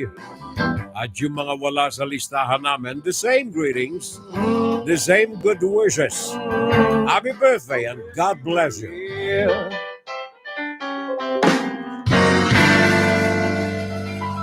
And of course, bukas ang mga may kaarawan, Nasya Trasco Naga, happy anniversary. Lito Polintan, Lids Ritan, Criseth Ramos Vargas, Sarah Jane Salvo. On Monday, si Elnora Esteban, Romy Veray, Siloy Zape, Melesio Abad, Roberto Ante, Richard Delagan, Giselle C., anibersaryo ng Kalya Solution LLC, Paul Barrios, Rafi Oronas, Maan Montinola, Hani Agnes, Bobby Miko Alvero, Seli Tabuso Dea Una, at saka ang aking pinsan, Aludea Makaraog. Magdaraog pa. Aludea Magdaraog. Dating kontakto ito. Aludea Magdaraog. And then tomorrow, on Tuesday, Kina Archuleta, Nino Takpobo, Priscilla Arias, and Prince Edward King. Okay, Prince Edward King, Happy birthday sa kanilang lahat na mga celebrants natin. Of course, hindi kumpleto ang birthday kung wala tayo ng Armenia's Cakes, Breads, and Pastries na espesyal na iaalay natin kay Shanna Girl Salvo Tapalia. Congratulations, baby Shanna. Magtatapos siya ng grade school at nakatanggap na siya ng admission. May scholarship ito. Freshman admission sa Hudson Catholic School. Congratulations, Shanna. And of course, God bless you always and the family and your sister. At sa inyo lahat, alam kong sisingit si Mariko Mirna Guillermo. Sa mga apo niya rin, congratulations. Bigyan natin ng cake. June Di Marico. Sa mga residente at mga bumibisita sa Pampanga at Bulacan, kung may okasyon o wala man, kung ang hanap ninyo ay masasarap na breads, cakes, or pastries, tandaan ang pangalan, Armenia's Bake Shop. Armenia's. Sa Armenia's, makabibili kayo ng mga dekalidad na breads, cakes, or pastries. Sigurado, makukontento kayo sa mga breads, cakes, or pastries ng Armenia's kahit ikumpara pa ninyo sa iba. Subukan na ninyo. Tunay ninyong maiibigan. Bili na, order na, grab food na, now na. Armenia's Bake Shop. Bring home the best tasting breads, cakes, and pastries. Visit Armenia's Bake Shop on Facebook for details. Thank you pa rin, Jundi. Maraming salamat. Ito pong Armenia's ng aking pamangkin ay maraming sangay dyan sa Pampanga. Sa Guagua, Pampanga, meron sila riyan. Dyan sa City of San Fernando, sa Kingsborough Building, San Fernando, Pampanga. Sa Balibago, sa Angeles City. Sa 24 Montang Avenue, sa Balibago, Angeles, Pampanga. Sa Santo Domingo, Angeles City. Unit number 1, Business Center 408, Santo Rosario, Angeles City sa Pampanga. At sa Malolos, Bulacan, 422 MacArthur Highway, Malolos, Bulacan. And finally, ang bagong bukas nila ay dyan sa Tarlac. Naandyan sila sa City Walk sa Mora Street sa Tarlac City. Tarlac. Okay, sabi ni paring Jundi, happy birthday daw kay Shanna. Hindi pare ko birthday. Alam mo naman itong grandma nakatanggap ng congratulatory admission letter itong nanay niya, si Baby Win, informing them na merong congratulatory note dahilan sa natanggap bilang freshman sa Hudson Catholic School. Ang aming apo, Shanna Salvo Tapalia. Thank you. Pare Koy. Sa atin na pala, sabi niya, Blessed Sunday, everybody. May God bless us always na lamang. Regards tayo dyan sa buong pamilya. Everyone in the family. Sabi ng aking kapatid Ate Lens. Thank you, Ate. Maraming salamat. Now, nais ko lamang bago tayo maubusan ng oras, nais ko lamang ipaabot sa inyo na kahapon ay naglunsad ang United States at ang United Kingdom o kaya Britain ng all-out strike laban sa mga Houthis na nandoon sa Yemen. Ito ay sinusuportahan ng Iran na kung saan ay hinaharas ang mga sundalong mga Amerikano sa mga base militar nito o mga military bases na naandyan sa Iraq at iba pang areas dyan sa Middle East. Ngayon, gumanti ang Amerika. Sabi nga nung isang post sa YouTube, tumawag ang Amerika sa Russia. Meron ba kayong mga tao rito? Sabi daw ng Russia, wala. Wala kami mga tao rito. Mga Houthi yan. Okay, wala pala. Binomba ng katakot-takot. Pinaulanan ng lahat na ng uri ng armas ng bomba ang mga Houthi. Yan ay kahapon Friday. Ngayong araw na ito, muli na namang bumalik ang sandamakmak na mga eroplano at mga kung ano-ano drone ng Amerika, binanatan ulit. Ni isang buhay daw na bagay ay walang itinira doon sa mga target areas na kung saan pinamumugaran ng mga Houthis. Rebecca Castor ng Fox News, pakinggan natin. U.S. and British militaries bombed more than a dozen sites used by Iranian-backed militants in Yemen. The targets included logistical hubs, air defense systems, and weapons storage areas used by the militants. President Biden says the strikes are meant to demonstrate the U.S. will not tolerate the group's attacks on ships in the Red Sea. Fox's Rebecca Castor reports. The U.S. and U.K. hitting back after weeks of Houthi rebel attacks on merchant ships in the Red Sea. The White House confirming the two countries launched joint military strikes in Yemen on Thursday. Defense officials telling Fox News the strikes were carried out using missiles and fighter jets. The Houthis need to stop these attacks and that they will bear the consequences for any failure to do so. Since late November, the Iranian-backed Houthis have carried out more than 24 attacks on commercial vessels, claiming the violence is a response to Israel's war on Hamas in the Gaza Strip. Though most of the ships targeted have no connection to Israel. We have the capabilities and the capacity to do what we need to do to execute the missions that we've been assigned. In a statement, President Biden says he will, quote, not hesitate to direct further measures to protect our people and the free flow of international commerce. But there are fears this could spark a broader regional war. On Thursday, the Houthi supreme leader promised a bigger response to any attacks by U.S. forces on their military positions. Any American aggression will never go unanswered.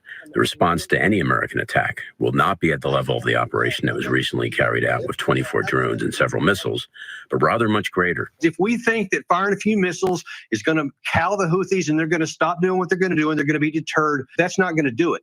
Secretary of Defense Lloyd Austin remains hospitalized, but said in a statement, in part, quote, the United States maintains its right to self-defense and, if necessary, will take follow-on actions to protect U.S. forces. In Washington, Rebecca Castor, Fox 4 News. Thank you, Rebecca. Thank you so much.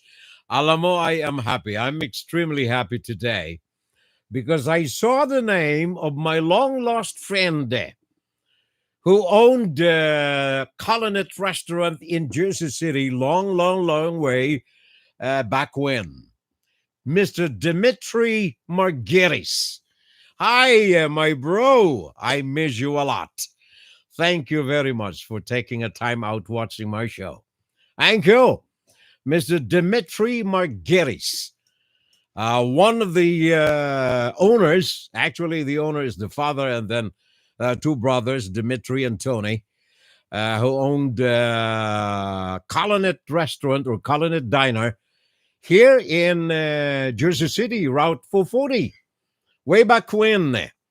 And then Dimitri went back to the country where he was born in Italy, where he is staying right now, and he is watching us. Thank you, sir. Maraming salamat. He understands a little bit of Tagalog because he has a lot of friends, Filipino friends, while he was here in Jersey City. Thank you, sir. You made my day. Mr. Dimitri Margiris. Aha. Wala na, sir, yung restaurant dito After na binento ninyo, napasali na sa iba't ibang kamay. It's been the ownership has been changed many times. And now it is closed, unfortunately and sadly. Oh, come back, Mr. Demetri Margeris. Regards to you, regards to the family, and regards everyone there in the household. I love you, man. Thank you, sir. Maraming salamat. Mr. Demetri Margeris. Thank you, sir. He is now in Italy, back home. Oh, thank you. Maraming salamat. By the way, sabi ko nga kanina, yung Amerika at saka United Kingdom, ngayong araw na ito ay muling binalikan nila yung kampo ng mga Houthis at muling pinaulanan the latest strike, which the United States said targeted radar site came a day after a dozen of Americans and British fighters striked Houthi facilities in Yemen. Mhm. And of course, ang Amerika ay nagbigay ng babala sa lahat ng mga gumagamit ng Red Sea na maging mapagmatsyag. Gawa ng itong mga Houthi, mga rebels, ay walang humpay sa kanilang mga pananakot at terorismo dyan sa karagatan ng Red Sea. The warning in a notice to shippers came as Yemen's Houthis vowed fierce retaliations to the US-led strike. Kaya nagbibigay ng babala ang Amerika dito sa mga bumabiyahi sa karagatan dyan sa Red Sea. Hindi lamang yan dito sa atin sa Amerika, dito sa amin. I know that you still have a lot of relatives here, Dimitri. Our government is putting out notices against the spread again of COVID-19 variants. Ang bagong COVID-19 variant na ito ay JN-1 or JN.1. Para po sa detalye nito, sabi ng kalatas ng pamahalaan, makipag-ugnayan kayo sa inyong mga doktor sapagkat ang mga sintomas nito, there are times na pareho lamang ng flu. Kaya lamang yung treatment sa flu ay hindi efektibo dito sa JN.1. Kaya makipag-ugnayan na lamang tayo sa ating mga medical practitioners. Tinanggal ni Biden sa listahan ang mga Houthis bilang terrorist group. Sabi ni parang June de Valencia, imagine with these wars going on around, Austin, the Secretary of Defense, was awol. May sakit pa rin ko eh. Pero ayon naman dito sa mga kalatas na nakuha natin, sa kabila ng hindi alam ni Joe Biden na may sakit ang kanyang Secretary of Defense, sino ito? Si Austin naman ay well informed, minute by minute, ng lahat ng mga nagaganap, kaya hindi siya ikangay isolated sa mga pangyayari sa labas ng kanyang emergency room, sa labas ng kanyang ospital. At any rate, we are already at the brink of war, sabi ni parang Jundi T. Valencia. Okay. Arreglado. Democrats are saying that Biden did not ask U.S. Congress about the strike to Houthis. Congress must confirm these strikes. And then sabi ni parang Jundi, hindi, Republican pala. Okay. Maraming salamat. Thank you very much. Now, meron kaming nais kong ipaabot lamang sa inyo mga kababayan. Ito naman ay ang patuloy na pagmamanman natin sa south border namin dito sa Amerika. Gawa ng ito po ang pinakang malaking problema ng mga Amerikano. Liban pa sa ekonomiya ng bansa. Number one problem, ang talamak, lumalago at kalat na kalat, naglipa na ng mga illegal aliens. Ang tawag dito ay mga immigrants or migrante dito sa Amerika. Kaya itong ating gobernador ng Texas Governor Greg Abbott, talagang punong-puno na siya. Liban sa kanyang pagpapadala sa magitan ng mga bases at eroplano ng mga illegal immigrants o illegal entrants o mga illegal aliens na pumapasok sa kanyang teritoryo, ang ginawa niya ngayon, panibago, winalis ni Greg Abbott ang lahat ng mga federal agents, border patrols, sa lahat ng kanyang nasa sakupan, especially sa Eagle Pass, diyan sa Texas. At inutusan ito ang kanyang sariling National Guard na siyang magmantini, hindi magpapasok ng alinmang mga karagdagan na mga illegal galing sa hangganan ng Texas. Matt Finn, Fox News. Essentially, day two, this all started developing yesterday, Bill, and it's a rather remarkable situation. Behind me right now is Shelby Park, the park that you were referring to. Our viewers may recognize it. Our cameras have been here for about 2 years now, showing you the mass illegal immigration that happens right here in this park. You might recall even just a few weeks ago, there was that huge surge of migrants who crossed right here. Well, now under Governor Abbott's emergency declaration, the Texas National Guard has seized control of this park and some surrounding land along the river, put up fencing and razor wire, and kicked out federal Border Patrol agents, arguing that it's the Biden administration that has perpetuated illegal crossings. So Texas is going to control this land from here on out. Our crews have seen what appears to be Texas National Guard blocking Border Patrol agents from key areas of the operation here. And senior Border Patrol agents confirmed to Fox News that BP has pooled resources to avoid a confrontation. Now, it's not quite clear if this unprecedented move by Texas is really going to help or harm illegal migration here, because it appears that ultimately when migrants arrive to this park, Texas National Guard is still going to have to turn them over for processing to Border Patrol, essentially adding an extra step. Another added layer, the mayor of Eagle Pass says he was completely caught off guard by this move. He does not agree with his park being taken over and is looking into his legal options. This is not something that the city wanted, requested, asked for. He made it clear that this is the state and that they have the legal authority to do that. Of course, our legal team is looking into the actions taken by the states. We will be here outside of the park over the next couple of days. We'll keep you updated on how the situation unfolds. Thank you very much. Yan ang tinig ng kaibigan natin, Matt Finn, ng Fox News dito sa New York. Ang kanyang kinatatayuan ngayon ay doon mismo sa Texas. Thank you. Maraming salamat kay Kath Young. Kath Young, thank you for the audience. Welcome sa ating FSL community. Also, Winnie Efren Cachero. Winnie Efren Cachero, thank you for the audience. And thanks for the company. Sana ay makapiling ka namin ng tuwing Sabado. US time alas 9 ng umaga ang simula natin. Philippine time, 10 o'clock in the evening. 3 hours, kung hindi nyo nasimula ng ating programa, I invite you na panoorin ninyo, balikan ang anumang bahagi ng programa natin sabagat ito ay punong-puno ng mga balita. Pakinggan si Firel Salvo tuwing Sabado dito sa FBS Web Radio para sa mga Pilipino.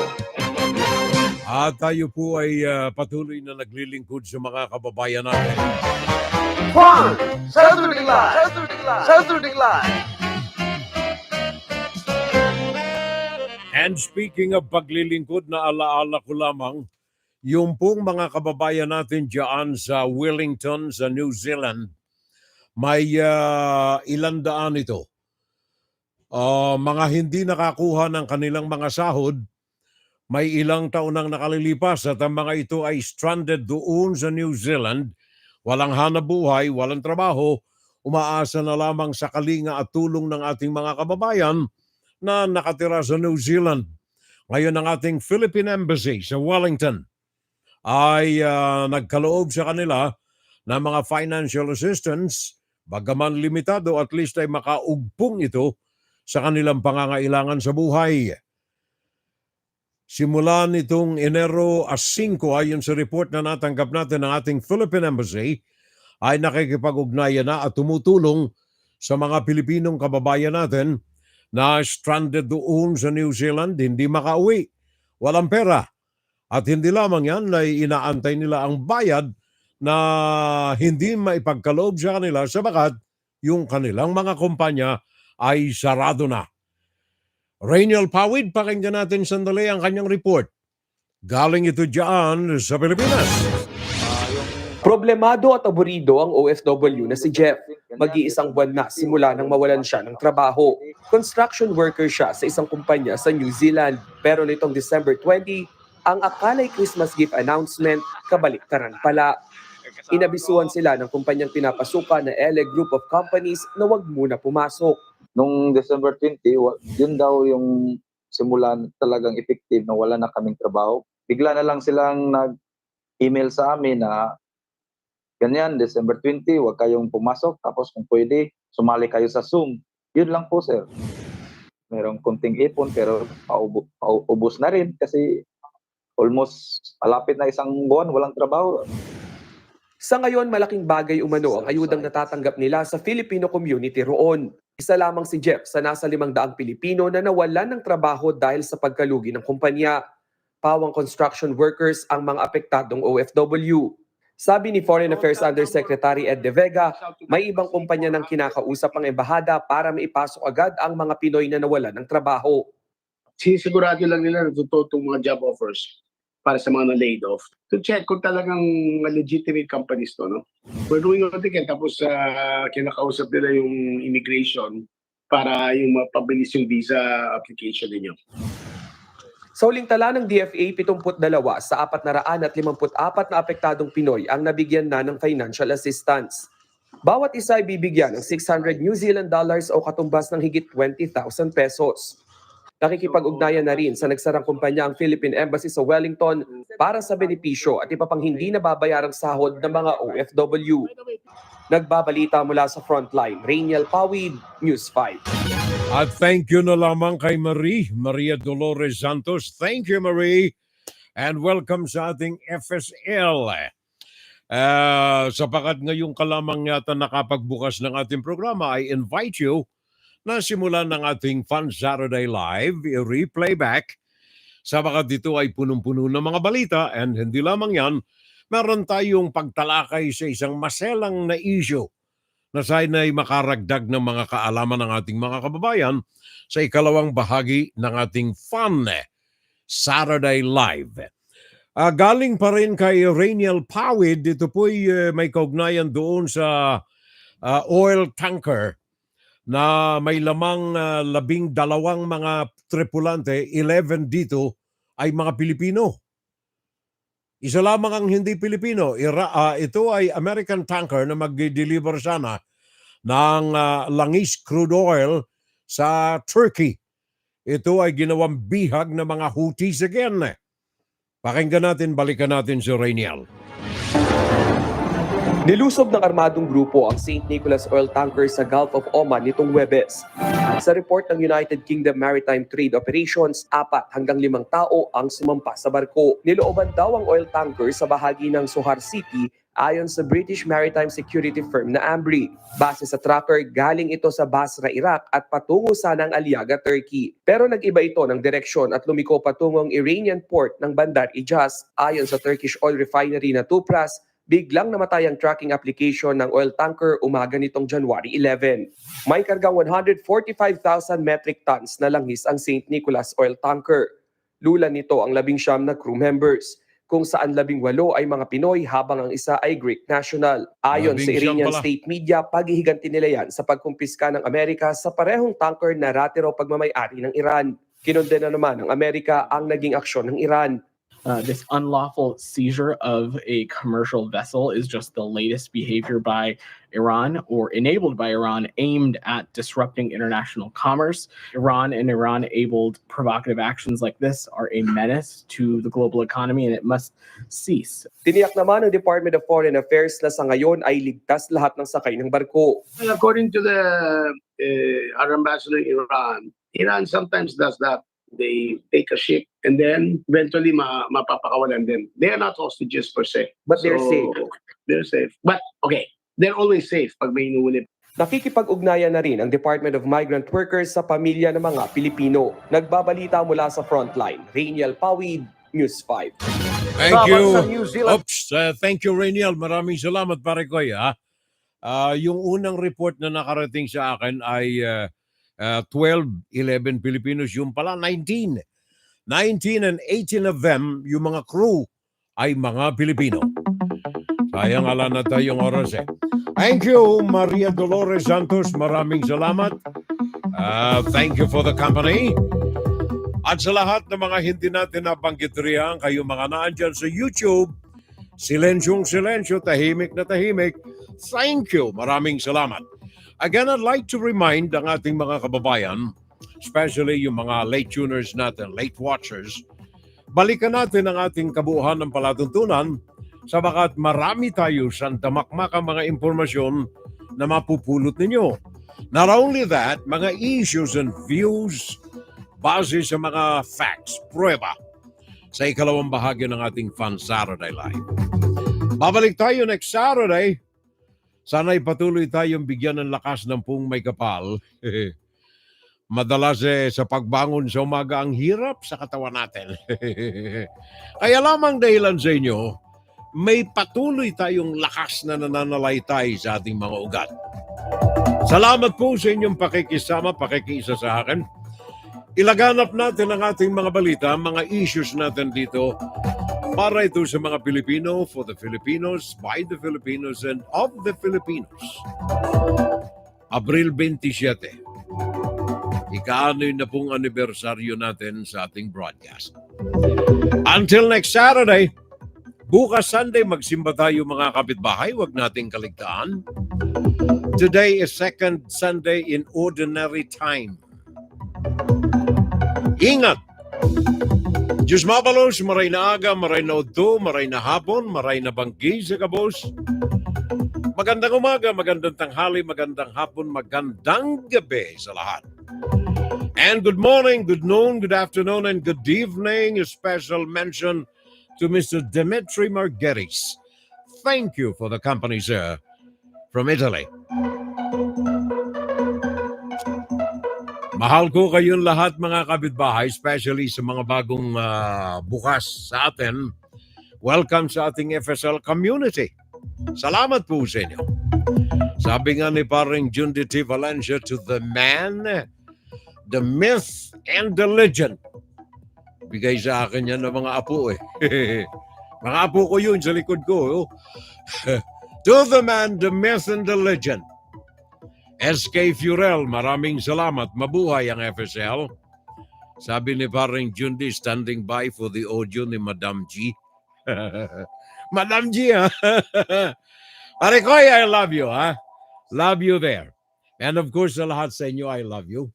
Sabi ko na nga always, I love you all. Kagaya ng pagmamahal ko sa aking pamilya. And of course, most of all, ang ilaw ng aking puso. May disclaimer na ang asawa ko, narinig ninyo. Wala akong boses. Kasi may cancer siya sa kareo ko nung isang araw eh. I love you, Nang. I love you. Okay, sa inyo lahat, thank you. Diyan kay Cynthia Herona ng Italy. Baka magkatagpo kayo riyan ni paring Margetes, ha? Cynthia Herona. Naandyan siya sa Sandrea, Italy. Ang aking kaibigan, I don't know kung saan, nasa Milan yata itong si Mr. Margetes eh. But anyway, to all of you, thank you Until next Saturday, mahal ko kayong lahat. Huwag ninyong pababayaan ang inyong mga puso. Huwag ninyong pababayaan ang inyong sarili. Huwag ninyong pababayaan ang inyong mga pamilya. Especially, huwag pababayaan ang mga apo. Pakinggan si Firel Salvo tuwing Sabado dito sa FBS Web Radio para sa mga Pilipino. At ang puso ninyo ay ingatan. Puso ko sa bayan ko. Sapagat nandirito tayo tuwing Sabado. Juan, Saturday Live. Bye-bye. Maraming salamat.